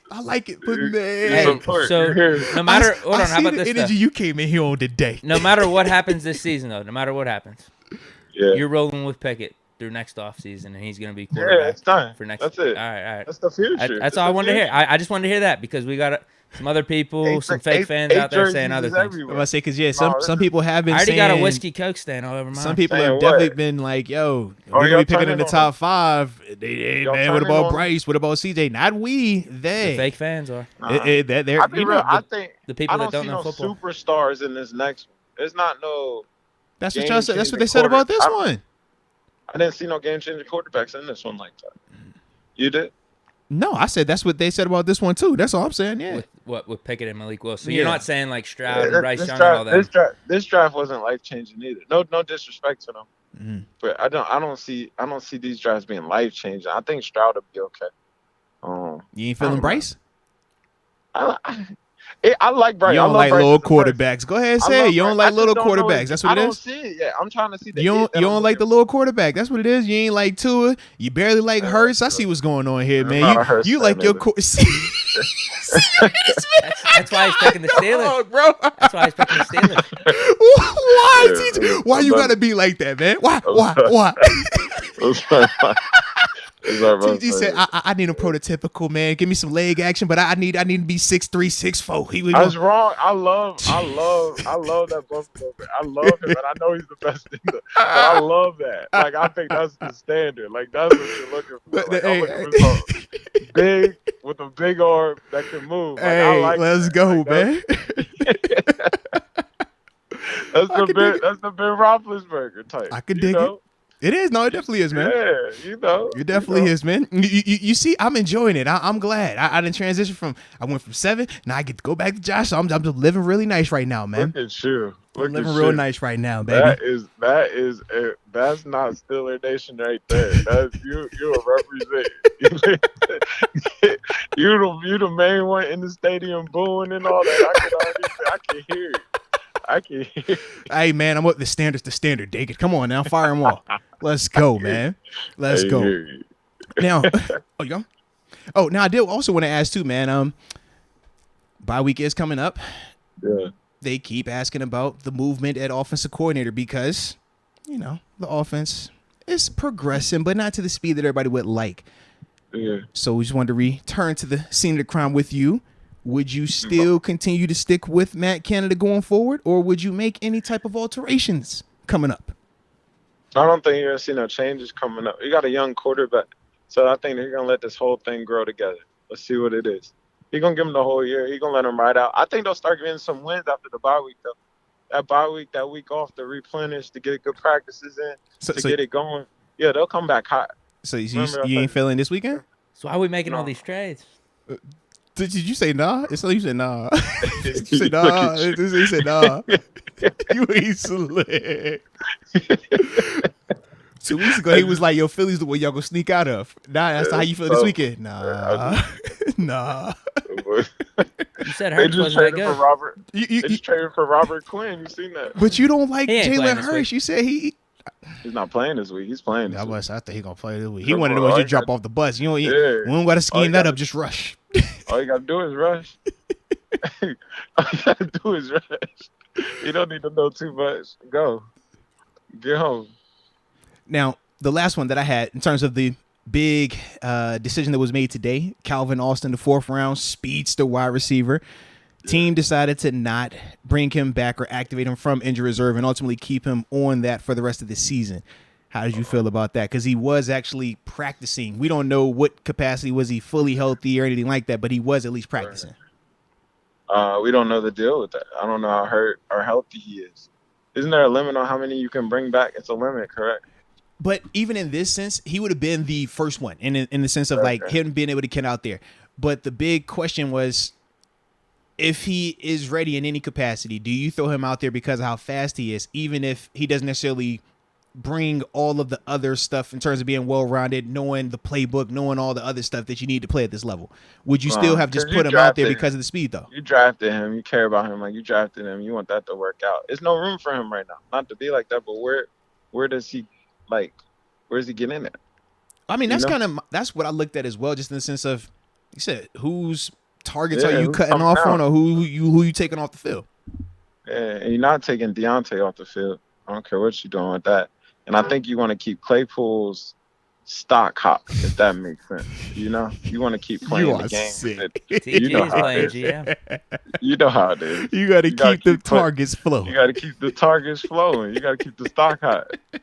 You know how it is. Like, you want that to shine right now. Cause that's gone. Like, between you and Deke, I don't know who I'm talking to at times, man. Deke was always on I'm going to trade this guy. We're going to wheel and deal. Now I'm hearing you with all these I'm like, yo, what's happening here, man? Y'all, oh my gosh. I think they're trying to find their identity. They're trying to find their I told you, I'm not really trying to make a trade unless it's for J.C. Horn. We traded first for J.C. Horn, and I'll do that in a second. But I'm not trying to give up. You see, they turned down the deal for Brian Burns. You saw they turned down the deal for Brian Burns down there. Multiple first rounders. It was like multiple first rounders. You gotta give Brian Burns everything. Yeah, they gave up multiple firsts, and they was like, nah, well, we ain't doing it. I still don't want that. That's a game changer. Oh, you built around that. Absolutely, you built around that. Yeah, that's a game changer. I seen that coming out, and I was like, he's special. Yeah, real Gumby-ish. Gumby. Yeah, that's special. I like it. Like a young Robert Quinn. Oh, here you go. He's having a down year, though. I mean, he had what? He did what? 18 last year? Yeah. That's 18 and a half last year. Yeah. Yeah, he gets shout after out Brandon Hunt, man. Yeah. Shout out to B Hunt. B Hunt wheeling and dealing. We see you up there. Wheeling and dealing. I see you, baby. I see you. All right. Well, with that being the case, then Steelers getting it done this weekend, or is it going to be a fly? Eagles fly. Who we got this weekend? It's going to be a really good game. It's going to be a really good game. It's going to be a really good game. I can see the upset coming. I don't mean to say it like that. I know I said just a second ago Philly, but I can see the upset coming, especially coming into an undefeated Philly team. I can see them being on a little bit, sleep time. Coming off of the bye week too? Yeah, this is the sleeper game. 1 o'clock game. You know how it goes. 1 o'clock off of the bye, we got the duck. Oh yeah, this is our week, guys. 7-0 or 6-0. Here we come. Let's get it. I think Coach T will draw something up and he'll get it done. I think this would be a real good game. Okay. Real good game. Like 3-point game type. 3-point game. So tight action. All right. Tight game. I like it there. I like it. Just protect the football. Protect the football. Fair enough. The Eagles lead the league. They gonna do that. They do that. And they lead the league in least turnovers. Mm-hmm. So they're doing everything right now. I just think he'll draw something up and he'll change the game a little bit. He'll get some turnovers out of there. All right then. Well, let's get it there, man. Shout out to the homie right there, Terence Garvin in the building. Hey, broski, always appreciate you, man. Oh, and I gotta hit you later on too, man. Gotta talk some Steelers business with you too, man. But hit me. Absolutely, bro. Guys. But appreciate you as always, man. All right, bro. All right. Shout out to Terence Garvin right there, Mr. West Virginia Mountaineer, Pittsburgh Steeler, and my teammate, my locker mate. Yes, indeed. All right. Got that thing taken off. Boom. That was incredible. Bro, he came in hot today. He came in hot. Dude, the Naji Harris take is amazing. He came in just because hard. 2 weeks ago, he said a first and a third. We traded Naji for that. It's like you're losing loyalty for Naji. Yeah. Man, he was like, bro, I'm ready to. He forgot. Say, hey, man, this is different. Get him with the iron top. I'm like, hey. I think second would be fair. I don't see that would be it. Round. Second or third would probably be fair. And I don't know if I want to make that trade that bad right now just because of what Naji means to the team and the leadership. I would agree, but man. I get the point of just, all right, trading a running back because you don't see it as valuable as a position versus some of the other ones on offense. I get that. But once again, we just said we don't see it as valuable as a position. So why, if we know that we're going to give up a first and all these picks, like it's so contradictory to me, man. Yeah. Yeah. No, and if he was all these things, we wouldn't be looking to move him. Yeah. we'll be keeping him and building with him. Yeah. That was a fun conversation. Mm-hmm. That was pretty good. All right, so let's get back to these supers. All right, works for me. Goal is by 6 to at least get to the preview. Sound good? Yeah, we'll Not do the that. preview, but the like stuff. Yeah, like we'll that. definitely do that. Naji Loudpack. Which one of y'all? No, I'm sorry. Christian Matthias. I wouldn't hire Canada to coach a 6 and under Pee Wee team. Jesus. They be at him, dude. They be at him. Like I said, I don't always agree with it, but they be at him, man. At least y'all keep it spicy. I like it. Naji Loudpack. Which one of y'all told Dotson I said he was hot cabbage? There was no reason for him to come out here and do that to people's kids. Drop the film. Let's go. Shout out to Dotson, man. So does that go back to what we were saying about Tomlin and the motivation? When people are most negative toward Dotson, his play skyrockets. He understands how to get the most out of his team. He understands how to motivate his players. So someone may have sent Dotson that comment about being hot cabbage. He know what he need to do. Christian Matthias. Or he could have tried to catch it. He didn't try. Okay. He's talking about the Deontay one, I'm assuming. Right. Yeah. I just think it was miscommunication. We got Farron Bradford. Don't y'all think we should have drafted Austin with an ideal role need for him? If not, I would have loved another cornerback as well, Deke. It reminds me of 2021 when we took Pat instead of Creed. Love Pat, though, but a center was needed. A tight end was needed, though, too. Yeah, and we did have a role / idea for Calvin Austin. He was going to be the slot receiver / return man. Him getting hurt took him out of that competition. So how do you just say that he's better than any of these guys without seeing him compete and actually beat these guys out? That was the reason why they drafted him. That was the thought process. Gunner is cool, but Gunner is an off-season free agent acquisition that was essentially going to be a 1 to 2 year thing. Steven Sims, he was still trying to prove that he could do it at this level consistently. So that's why they drafted Calvin Austin, to be that slot receiver, to be that return man, to have that speed element. The injury and the amount of time that he missed, though, between training camp, no preseason games, and every game thus far regular season wise, partly because he was on injured reserve, but even when he came back in that 21-day window, he clearly wasn't to the point where they felt that he was worth taking one of those guys off the field just yet. But they did have an idea, and it was a need in terms of why they did draft him. The injury part is what you can't account for. That's all. Yeah, because we didn't know what Pickens was going to be either. Yeah. And Pickens flourished right off the bat. We kind of saw it in minicamp and training camp and everything. And think about when the preseason game happened, when Mason threw that first one to Pickens, we all knew right then without a shadow of a doubt. Yeah. It was clear. And then from there, it was like, okay, he keeps doing this in practice every single day. I'm down there and I'm talking about, hey, man, you can't guard this dude right now. Everybody was talking about that. So it was no surprise. This dude had put in the work and earned that spot. Calvin right now hasn't earned anything. Just because you're drafted, just because you are really good collegiately does not mean that you deserve a spot at the NFL level. You have to come in here and take somebody's job. And unfortunately, he wasn't able to do that because of the health element. But hopefully next year, it'll be different for him, man. And that's across the board, but in particular, usually you draft the first or second rounder, they're going to have some type of role at some point in the season. But first so for three a fourth rounds, rounder, you can't teach speed. So that's probably one of the things that the Steelers really loved about Austin.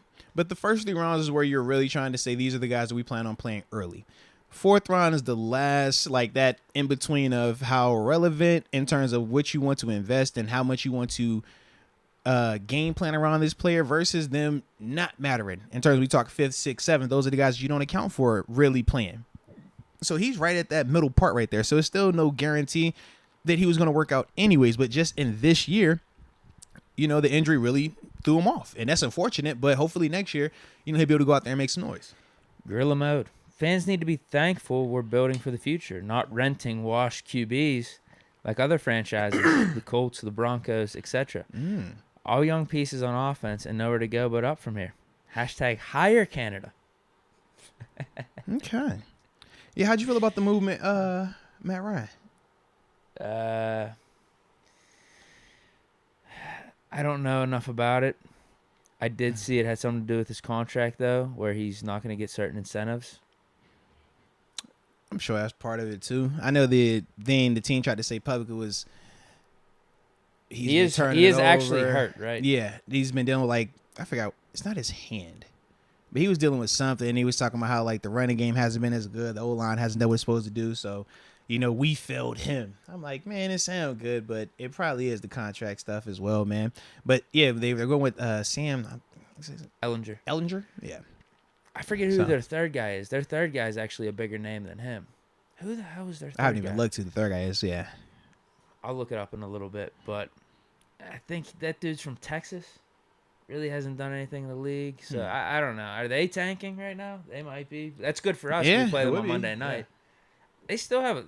This has been the problem with the Colts. Someone tweeted this out, a day or two ago. I mean, it's 100% true. The Colts just have not been right since Andrew Luck. They've been cursed because they have a really nice roster. They've had a really nice roster, but they cannot get the quarterback right. They're starting to build up the Browns list of quarterback names after Luck. That's the NFL, Matt Ryan, bro. Wentz. People act like it's so easy to find. It's probably been 7 or 8 guys up to this point that have started for him since Luck. But think about it, man. People just assume it. But people assume it's so easy to replace a quarterback at this level, and you're gonna always have the guy that's gonna. Oh man, just drafted the guy to be perfect. It's nah. Finding a franchise quarterback is very, very hard, man. Mike Hood, TG. No, you didn't go there. I thought you were gonna say Claypool. I didn't know who he was. I thought he was gonna say Devin Bush. No. I knew for a fact he was saying Naji because that's what he was like. Yo, we if we already know that first round running backs, you don't do that, or we're not valuing that. I'm like, yo, that's what you want to move him, and I get it. But at the same time, it's like, yo, his value isn't first round right now. You can move him, and I think that I could understand why you would do it, but I don't agree with the compensation that's coming back. And I'm not at the stage where I'm ready to punt on this season either. Yep. Whereas for him, he's already there. And that's the difference too. 100%. Yeah. But I already knew. I was like, oh, yep, that sound. Yep. So he started laughing. I'm like, oh, he about to say Naji. Mm-hmm. I don't think he's that hot of a commodity right now either. Based off how he's played this year. Even off of last game. It was 60 or 70 yards. And the issue in terms of the rumblings have been the injury, the foot. Right? When we try to justify the play not being what it needs to be, we talk about some of the other variables, but we also bring up the foot. You even brought up the steel plate removed from his foot or from his shoe last week. So, yeah, man. Yeah, he looked better. I think he's moving better, but just the straight up stats haven't been there completely. Yeah. And it goes to a couple of the other things that you talked about with the blocking and maybe some of the receivers being all in on the play calls and whatnot. Yeah. But, yeah, I don't know, man. I don't think move him though. I keep him. I don't want to move him. No, exactly. Because you're not getting someone that's going to help this season. Year, and I'm with you. I'm not punting on this season. I think he even said it himself after the bye. He's like, we're going to be able to rattle off some wins. Yeah. And that's how I feel too. It'd be nice if we can get this one against the Eagles. But either way, we got the one that we needed in the gauntlet, I felt like. And then we're going to get TJ back. Defense should be looking like what it did against the Bengals. Yeah. And the offense continues to get better. So, I don't see why we can't beat teams like the Ravens. We got the Colts. They're going to be starting Ellinger now. Yeah. Falcons, they're not amazing. Saints are 2-5. They're a little bit better than what their record is. TG, let us know right at the end. The way we're going to get out of them stadiums, protect the ball and get turnovers.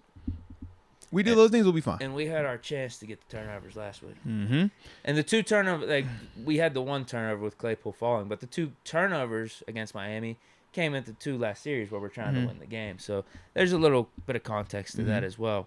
But yeah, essentially we all know that. Yeah. Turn the ball over. And it did kind of help you. But think about it, did play out that way too, right? Before those turnovers happened, you still had a chance to win it. The 2 turnovers did happen, and that was why we weren't able to keep going with that progress. So yeah, it's cut and dry. Yeah. Van Bradford, I don't know what them Mountaineers are smoking. They on something over there. Something. I'm just glad that he ain't sound like he was going through practice, through the wind tunnel, in the car, out the car. Amazing service. His fault. He needs to keep that up. Well, when we talked, he was like, because I was like, you want to go 5:30 again, or you want to be flexible? He was like, actually 5 would be better because I could do it without having to get in the car. So I was like, all right, maybe that's what it is. So if you need to be a 5 o'clock dude, man, 5 o'clock, we can make it work. Fish momentum. Hey, just got off work. Deke or me as the OC? What's your Madden look like? Official momentum. That's what we need to know. Because I know you say he tunes in on your streams. Fisher Momentum does. Yeah, but does he play as well? I don't know if he's a gamer. I think he does. I think he's got a franchise mode going. Ooh, does he got integrity? Franchise is different. Oh, it's not Ultimate Team. You're right. So yeah, that he might be the Steelers in franchise. Yeah, or he could just, no, but if you play long enough, though, I mean, the whole roster shuffle by then. I think he was talking about starting an Ultimate Team. Okay. He was trying to build up to integrity. That happens too. Okay. We have to start off a little bit, but then eventually you get the full Steelers team. I think that's what he was doing. So who's better? Me. I guess I got to go with Deke then. I don't know if I want the job, though. You said it so confidently, too. Me. I'm good, dude. Period. I'm good. I got this. I'm not bad. Fish Momentum. Ambition live at Craft House Bar. We got a new date here. November 25th. Oh, a little Thanksgiving party. You know what sound like? Is that on Thanksgiving? Yeah. It's right around that time frame, yeah. For okay. the holidays. Fish Momentum does say he always has integrity, so just confirm that. But that is it for the Super Chats. All right.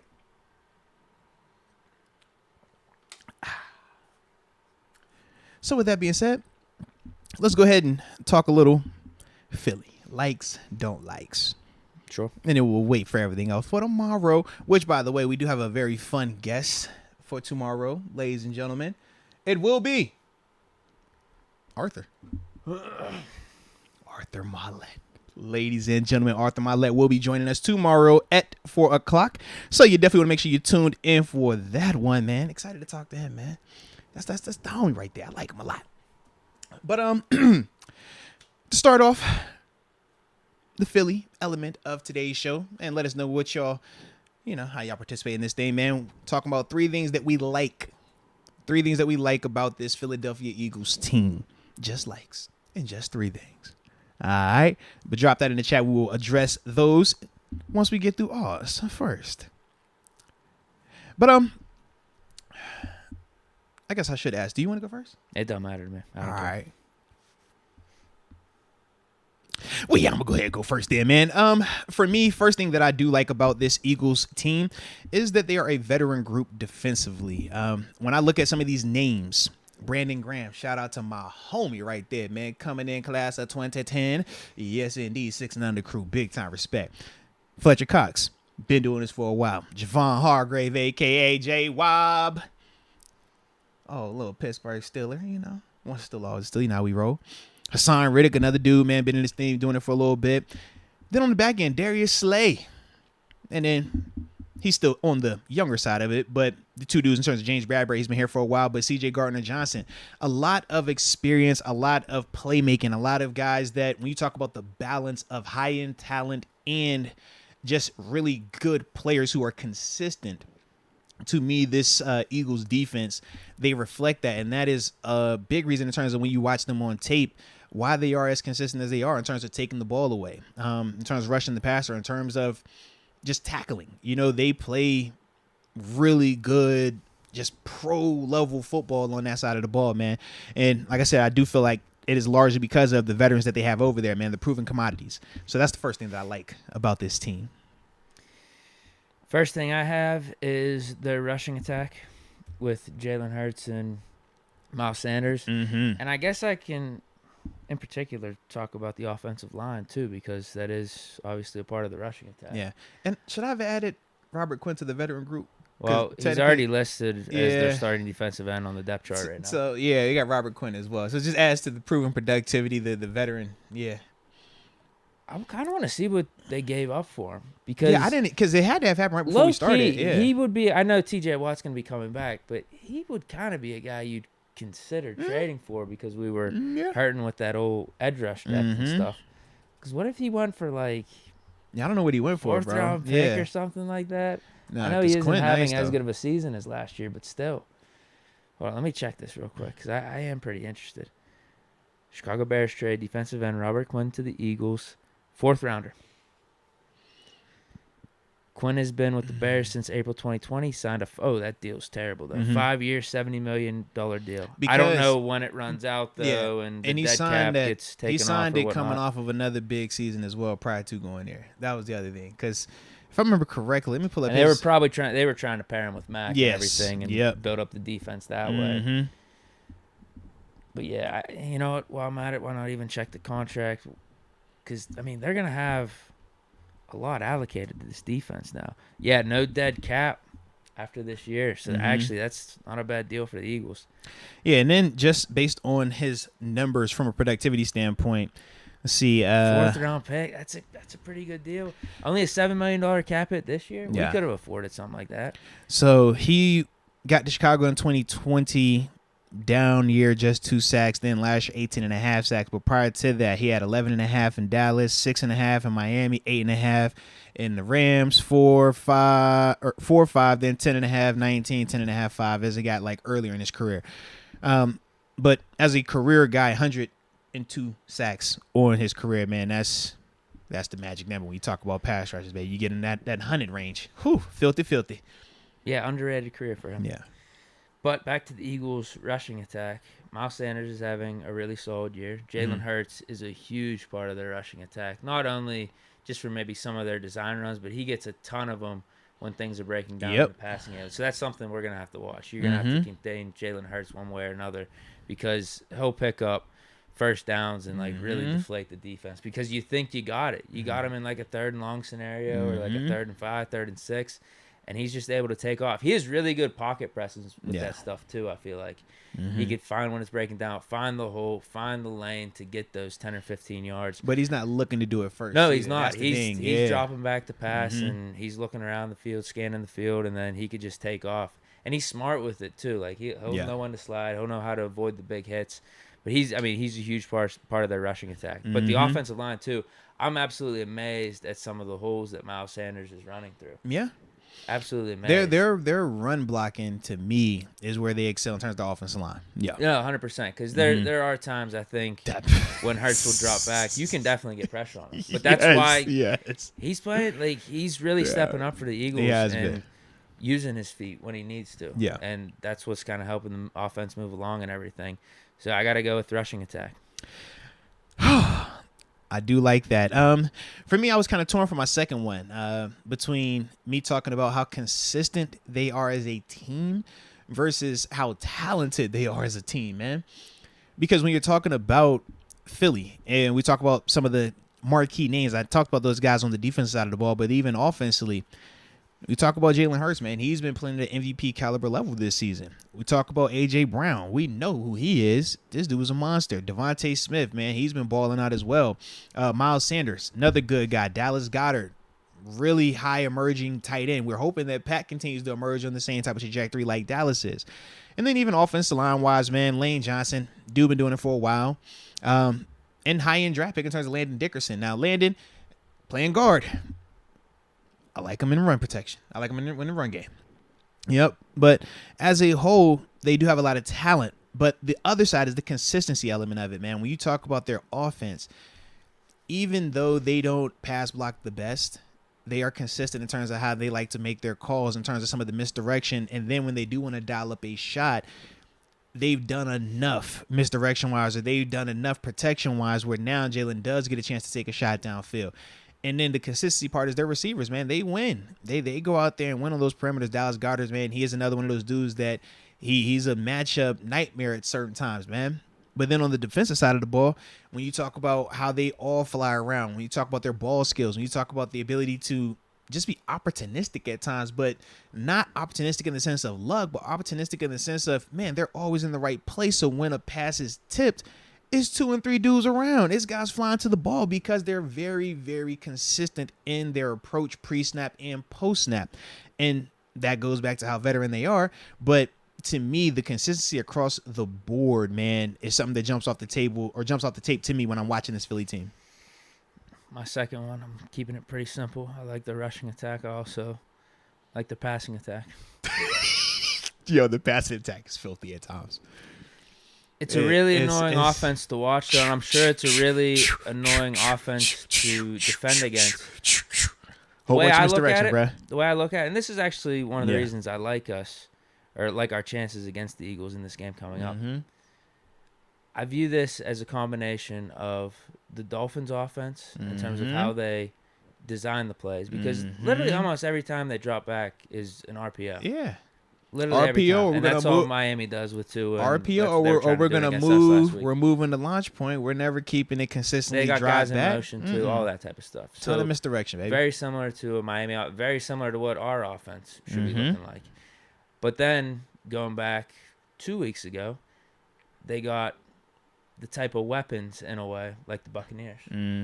Miles Sanders, I'd say he's actually more of a combination of like Fournette and like a Raheem Mostert and Edmonds, where he's got that speed, but he's not to that level, and he shows more physicality than what the Dolphins running backs have. Yeah. But the receivers, like Mike Evans and Chris Godwin, that's like A.J. Brown and Devonta Smith in a way.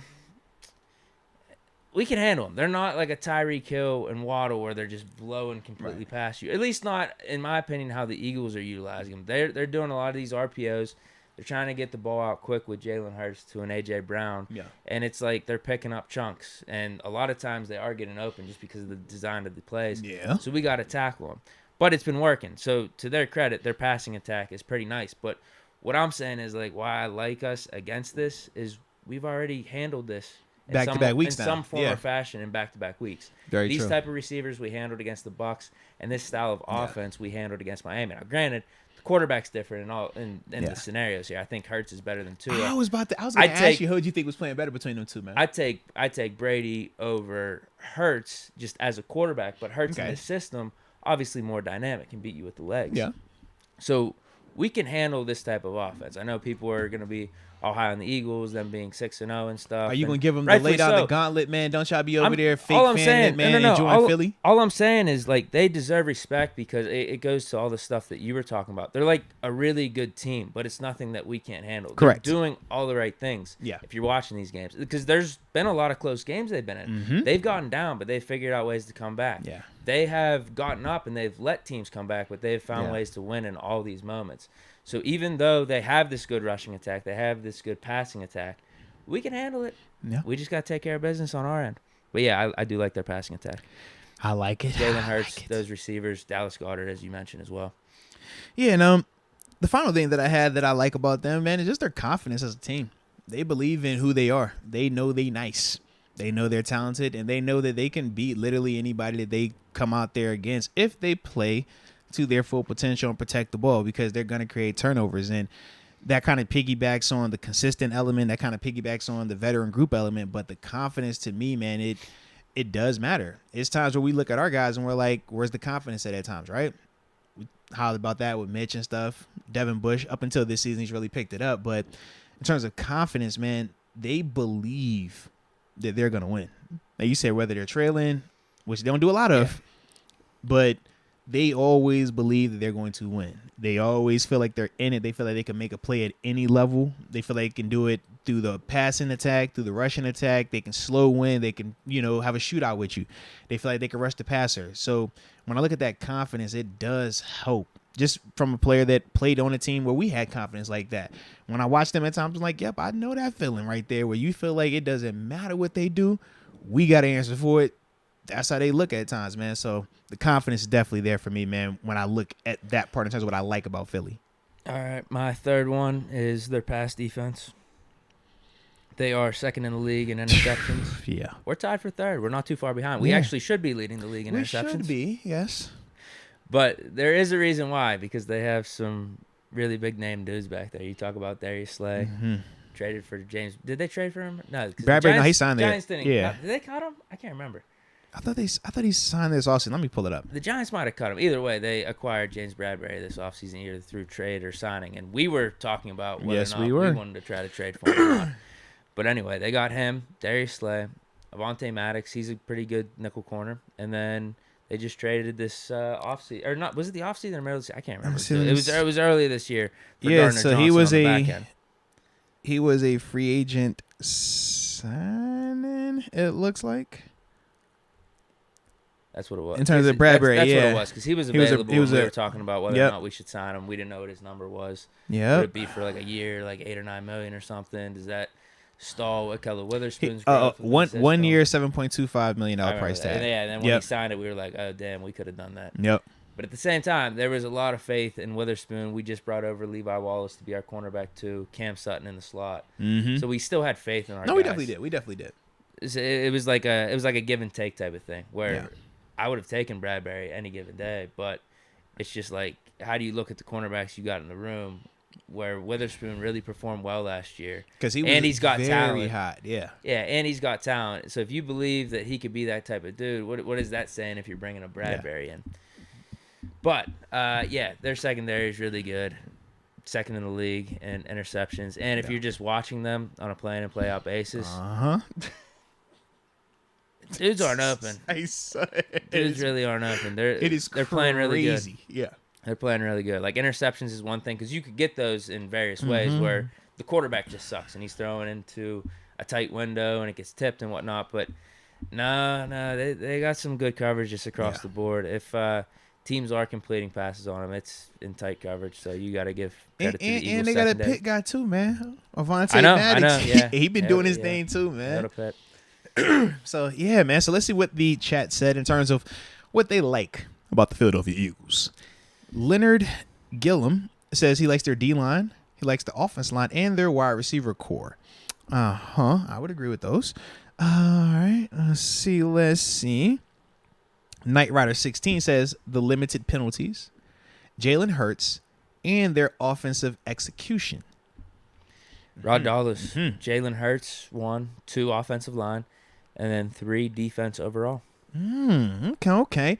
Richard Stone says, number 1, the fact that they're undefeated. Number 2, he likes the fact they're a Pennsylvania rivalry. And number 3, the Eagles. He liked the Eagles back when Andy Reid was the coach. Fair enough. I actually liked them too back then too, man. Even though I was a Cowboys fan, I liked McNabb and Deke on T.O. T.O. was the first time I seen with them Jordan cleats on, man. I was a fan. Donald Copeland, wide receiver core, Slay, and Hurts' dual threat ability. The dual threat ability, yeah.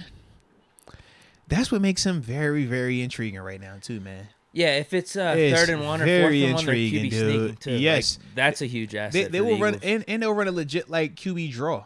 Like, you notice that they will call it out the gun, just hard QB draw. I'm like, oh, this different, very, yeah. K Goated says, number 1, Jalen Hurts is him. Number 2, their running game. And number 3, the secondary. Okay, all right. Got any more on your end? I don't think you said this one. Andrew Damsgaard Cronin. 1 secondary, 2 run game, and then 3 the energy / swagger they have. Bro, Philly, like watching them play in Philly is crazy. Now I know the last time they was there was prime time, Cowboys and everything like that. So it was heightened, but yeah, them dudes right now on tape, bro. They all turned up. I love it. All right. So now, you ready to transition to what we don't like? Sure. I'm tired of talking about all this love affair, man. Sheesh. I don't want to hear that. I don't care about no cheesesteak. I don't care about no Del Frisco's. Hey. I don't care about Kelly Green. Nah. I don't care about the Phillies. Sixers. AI. Nah. I don't care about none of that. Let's get it, man. So, drop in the chat the 3 things that you do not like. For me, first off, I'm not a fan of their linebacker play, man. Not in terms of the pass rusher, because Hassan Riddick is their pass rushing linebacker. Don't look at him. Yeah, exactly. And he's the Sam linebacker, but they play him as the pass rusher, man. That's what he is. They play nickel. Yeah, really. That's the truth. Yeah. But to me, man, I think their linebackers are good players. Don't get it twisted. They're not bad players. I don't see a big weakness with this team in particular. But the areas that I feel like you can attack them is with their linebackers, man. Whether you're talking run game or some of the cover stuff. Now, they're good. Like I said, athletic, smart players, consistent players. But I do feel like that's where they are the most limited talent-wise when I'm looking at them on tape, because that secondary is crazy. The front D-line is nuts, too. But that, to me, is kind of like that in-between where I'm like, those are really good players there, too. But I do think that we match up in that capacity. I do think that is, some of the areas that we can attack them at, so to speak. So, yeah. They're LBs, man. The inside ones, particular. Okay. I don't know if I want to combine my 1 and 2. It's basically the same thing you just said. It's those 2 inside linebackers. I think that's a big mismatch that we could exploit, not only in the run game, but I think we could try to get Pat open against them. But I'll combine it with the rush defense, I guess, because they're obviously a part of that. that's another way we could take advantage of them. And here's the crazy thing about it. It goes back to what you said at the beginning of it. It's like they don't have like that many flaws or weaknesses because I actually think the rush defense isn't bad. Right, it's not. It's just showed up a couple times. Dallas was able to have some success. Right. Other teams were able to get things going. And what's funny about the Dallas one, though, is the game flow was so against Dallas running the ball because they were down. What was it? They were down double digits. Double digits, yeah. I think they had but they kept 0 points on the board or like a field goal on the board, and they kept running it in the second half. Yeah. And I don't know if the Eagles that helped them kind of get back into it, though. Yeah. But yeah, they were having chunk plays with Zeke and just moving the offense. And before you know it, the Cowboys were right back in the game. Lions, they had some success early on in week 1, 181 yards on the ground. And then the Cardinals, here's the tough thing about the Cardinals, though. They had 124 yards. A lot of that was Kyler Murray doing his stuff, so that's like not a normal running game. But the other games against the Vikings, only 62 yards they let up. Commanders, 87. Jaguars, 71. Now, some of that has to do with game flow because Vikings, they got up early and everything. But still, their rush defense is still solid. It's not something like, oh, man, if we just hand it off to Naji, it's going to be a guarantee that we get yards. It's just, if we can get it going, this is how you could exploit the Eagles' defense. And also those linebackers. So you could run the ball because you got the linebackers. Obviously, they're an important part of the rush game.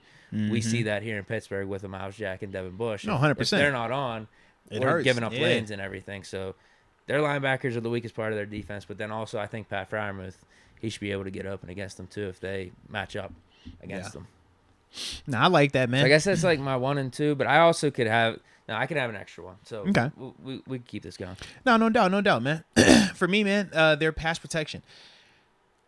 I am not a fan of it, dude. When it's regular drop back or it's got to have it passing situations, man, they get beat a lot. Jalen Hurts saved them a lot as well, though. I'll say that Jalen does a good job with his legs. Also, the misdirection that takes place pre-snap helps those guys out as well. But they get beat a fair amount of times, man. And it's not just one player. Landon Dickerson was the one that I kind of like highlighted to myself because he jumped off the screen the most to me in terms of him frequently getting beat as much as he did. You know, but even on the perimeter, man, they get beat up there as well, man. And obviously we don't have a TJ Watt, so we'll have to see what that looks like for us. But even last game, it's like, man, I saw Malik Reed win with speed on the outside. I saw Highsmith winning at times, but fast release of a pass. Not saying that they still shouldn't have had more pressure because I do feel like there were still some opportunities, but as a whole, they did show where they can still win a one-on-one if given some opportunities. Now, with Philly, they don't do a ton of him just holding it because like Deke has broken down. They do like, hey, man, it's frustrating because it's kind of like that, what we saw last week. Get you over here real quick. All right, RPO, boom, hit that real quick. So you don't get a lot of time to just ping your ears back and rush. But when those opportunities do happen, yeah, Philly's offensive line, they give it up, man. So for me, man, their pass protection is definitely something that I am not a fan of. Well, that would have been the extra one that I added. So and I went there because you took rush defense, and that was one I had as well. Yeah. Oh, okay, that works. So yeah, that's fine.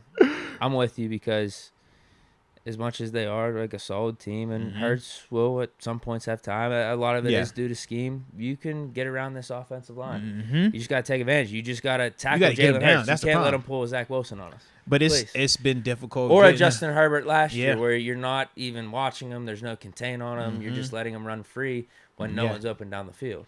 But my question, and I'm hoping we can, but that's my big issue right now is like, are they going to be able to tackle this dude? Because Dallas, initially, they tried to do the whole just let him go, and that didn't work. But when they went with the spy, it did, give them some better results. So I'm asking myself, are we going to go the spy route, or are we going to just try to do, hey, rush with 4 and, your guys got this? Because I don't want to see him running when we actually do have everything locked up, because we know what those receivers are. And it's not a scenario where you want our DBs having to cover these dudes for 6-7 seconds, man, and watching Hurts scramble around, and now you're like, all right, do I come out of coverage or do I stick with this dude? And now you're playing that game. It's gonna be fun though. It's gonna be interesting. So I'll say this for my last one then. How much you got? I'm tired of the Philly vibes. I'm tired of the song with the Phillies. They're adopting it just to all the Philadelphia sports. What song they using? That Meek Mill joint stuff? You didn't hear about that? No. It's some like EDM song that the Phillies are playing in their locker room. Yeah, we don't care about that. It's only one Philly song. It's only one Philly song that I acknowledge. That's Dreams and Nightmares, baby. Shout out to Meek Mill. Hold up, wait a minute. Y'all thought I was finished? Deke, you can slander every other song that come out of Philly except that one. You can't slander that one. I love that song. This isn't even a Philly song. They adopted the song. It's Get on that EDM. It's a Tiesto remix. Tiesto, he fired now. No, I'm just saying, no. But we don't like them though. I'm with you. I'm just tired of it. I'm tired of like. This is a thing for real. I'm being dead serious. Everyone's just like, oh, Philly's winning in sports right now across the board. You haven't won anything. They have. You're 6-0 in football. Yeah. Like your team's good. They have not won anything. But your team isn't like amazing. Mm-hmm. It's not this unbeatable team. If you actually watch these games, you're winning close games, and I'm giving you credit for it. And you're not making mistakes. Like you're a really solid team. Like you're gonna make the playoffs. You're gonna have a good chance to win the division. You haven't won anything just yet. In particular, Eagles and the Phillies too. You haven't even won a World Series too. You got to do this. You're just there. Stop acting. But you haven't won it. 76ers, please. You have James Harden. Like you're not gonna win anything. Please. They got Joel Embiid too, man. I don't know what the hell the Flyers are doing. I haven't been up on my hockey, but I know the Penguins are pretty decent this year, and I know they're gonna make a run. Penguins been putting smoke on folk, bro. No, I'm tired of it, dude. I'm tired of it. I don't want to be hearing all this of like, oh, Philly, it's Philly's time in the sports world. You haven't won shit. Yeah. Win something, and then you can maybe talk. And y'all traffic suck. How about that? I can't stand they traffic out there in Philly either, man. Let me think what else I can't like out there. I don't like no Philly, no. You know. And y'all locked up Santa Claus. I don't like that either, man. That ain't cool. Don't lock up Santa. See, other than that, They threw snowballs at Phantom. He threw snowballs at Santa, man. In the 70s. Can't be doing that type of stuff, man. Jeez. Yeah. I don't know if they still do it on Sunday NFL Countdown around Christmas time, but they always used to do it growing up. They'd have the little Philly Santa story they'd pull. What? Yeah, it was always good. I think Boomer would be talking about it. Philly throwing snowballs at Santa. It was, It's like, how do you do that? How do you throw them? Only Philly fans, right? How do you do that? You know how much hate got to be in your heart for that? This is Santa Claus we talking about, man. The Eagles are losing pretty bad. This is Santa Claus. A rough season. This is Santa Claus we talking about, man. You can't hate nobody that bad to throw snowballs at Santa Claus, man. All they wanted was wins, and I guess Santa couldn't do that, so that's why they threw snowballs. Jeez. Yeah, that was back in the 70s, though. Always a classic. Always a classic little mini documentary they used to pull up. I still don't know if they did. They should do it every year because it is pretty funny. Well, yeah, I hope they do it now because I'll be looking for it. Heck yeah. All right, so let's see, man. Who dropped in the chat the 3 things that they don't like about this Eagles team? I do see Rod Dollars says the inconsistency in the run game, the tight ends, and the middle linebackers. Interesting. Yeah, Dallas Goedert is a unique one in the sense that the talent is definitely there. The consistency has been improving, but I can understand, man, with the rest of the group, not enough. Okay. I really like this one, K. Goddard, and this goes back to my point how it's almost like a combination of the last 2 teams in terms of the offense that we just went up against. Because he says no wide receiver 3, just like Miami. They don't, and the Bucs didn't really have their wide receiver 3 either. Yeah. Now, Russell Gage, he's the guy they brought in, but still, it was Mike Evans and Chris Godwin. Yeah. Uh-oh. Stopping the run is his second one, and then third, the city of Philly. So yeah, we kind of agree on that. All right, I definitely like that. Annoyed. I'm annoyed with all that. It is. It's becoming too much. You haven't won anything. Yeah, that's nuts. I didn't know there was on it like that. Oh yeah, there's just vibe where they adopted this song. Everyone's going crazy. It's like the Philly theme song right now. Never go EDM over Meek Mill, man. Not in that capacity. You can't do that, man. You supposed to ride that song every time y'all got something going on. Hold up, wait a minute. Y'all thought I was finished. Deke, they say it's something about that rollie when it first touch your wrist. That's what they say. At least that's what Meek say. You find anyone else here? I was looking. I did not see a lot of what they don't like. It sounds like they really like Philly, bro. That's what it sounds. I'm seeing some things. Who's the first guy you said?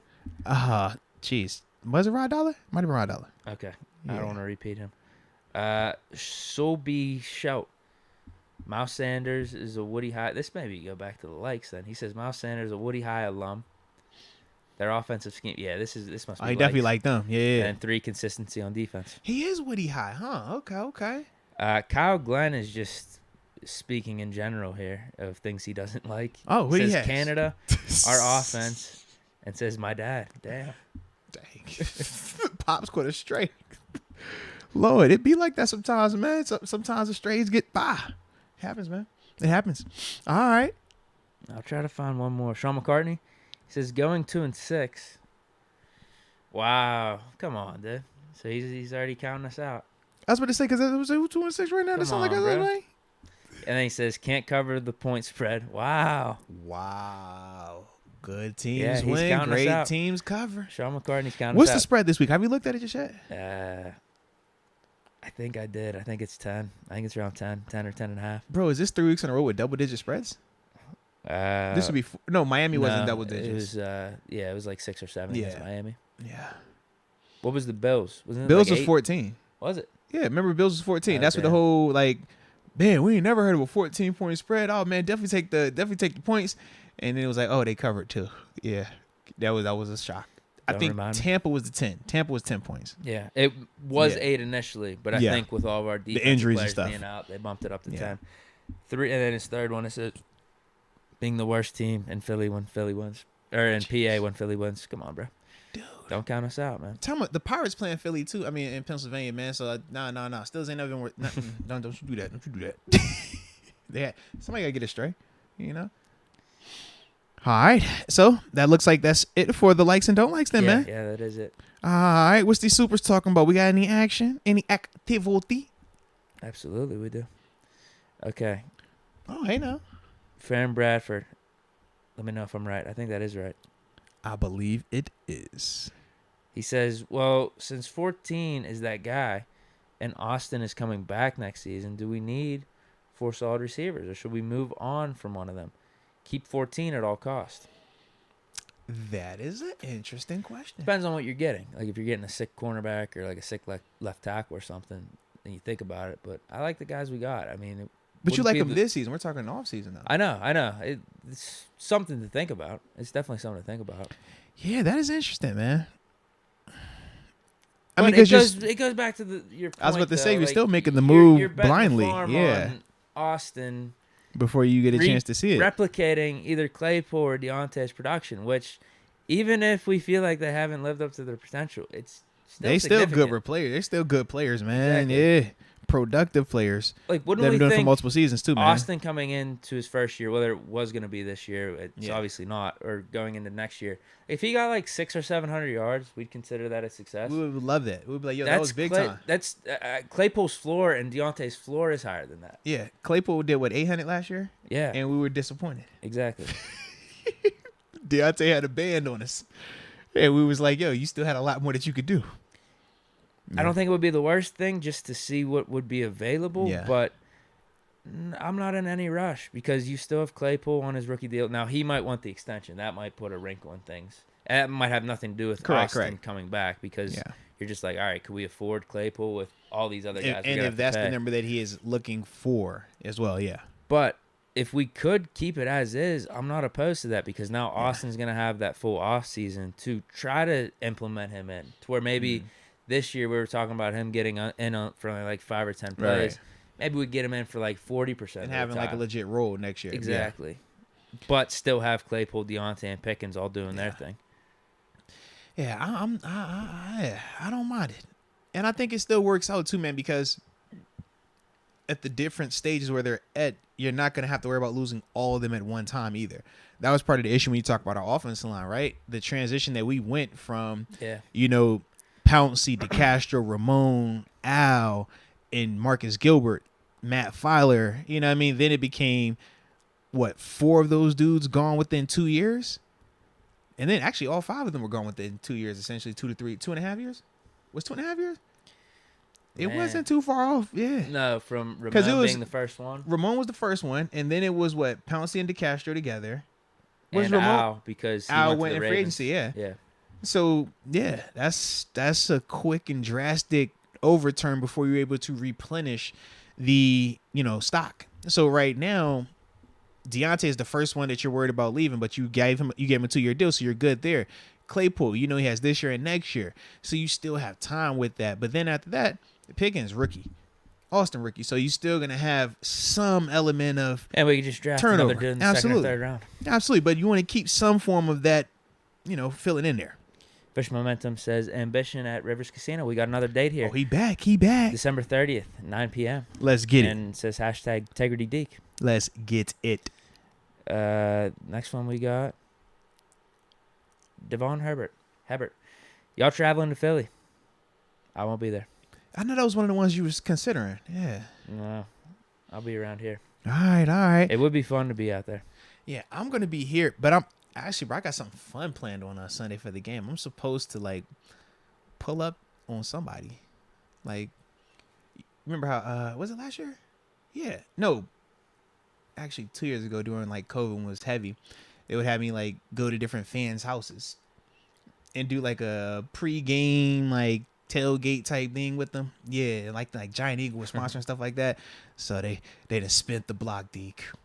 When are you going in at halftime? I'm supposed to go in on the front end. First half. Yeah, so we were gonna see what this situation looks like.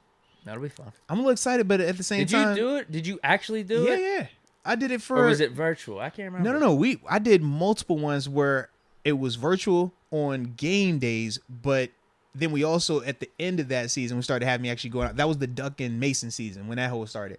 So at the beginning half it was all virtual. Then the second half we was out there with them fans, baby, turned up. It was dope too, man. You know, you sit in these houses and man, it's like 20, 30 random people that you never met, but they all love you, and you know, you turn up, drink, eat, be merry, and hopefully watch Steelers win. So I got that on Sunday, man. So I'm definitely feeling that vibe.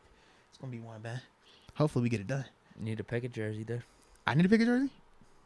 I don't need to pick a jersey. Can I show up in my Chucky shirt? I'm just rewear this, man. What are you gonna wear? I have not decided just yet, man. Do you rock the own jersey or? So in the past, I've always went Steelers. I always went like just give me something Steelers, whether it was a hoodie or a T-shirt, and you know, kind of go there with it. Because once again, I never know who I'm walking into. Like some of these places is like super down to earth chill. I went to others where it was like, you seen Home Alone, right? You familiar with that movie? I watched one of them. I think it was the first one. Yeah. Lord D. Yeah, on Christmas. Yeah, I saw that. God. The boy said one of them, I think. Jeez. Yeah, I think it was the first one. Okay, Deke. Well, either way, at the beginning of the movie, they have a lot of family over eating a big dinner. All right, but they all dressed up, sweaters and stuff like that. It's real formal for them. So at times I've walked in and it's been like that, where it's like a big formal ordeal, and I'm like, dang. But then at other times I walk in, it's kind of like hanging with you. It's like, yo, we all vibed out here, man. Ain't nobody, you know, buttoned up to the nines. We just loose, relax. So I always try to find that like common ground, and a lot of times that polo shirt is it. But man, I can't believe you just, you ain't seen that Home Alone, bro. Home Alone's like a staple. I watched it. You sure you watched that one? Like 90% sure. All right, there we go. He gets lost at the airport or something. Yeah. Right? Is that the first one? Yeah, he doesn't make it to the airport actually. Okay. And 2 is where he's actually at the airport, and then maybe I saw 2. I don't know. New York or Chicago? Listen, dude, it's been a while. It's been a while. I know I've seen Home Alone though. Yo, I just love it though, because you are you, bro. Absolutely. I may have seen 4 too. It wasn't with the little kid, the where he's like at the like. It's not Macaulay Culkin anymore. It's a different kid, right? No, yeah. Residential neighborhood. Was it 3 or 5? That was. Remember. It might have been 3. Yeah, I think you're thinking 3. Yeah. Dang, dude, you are funny. Yeah, can't really remember one way or another. I love it.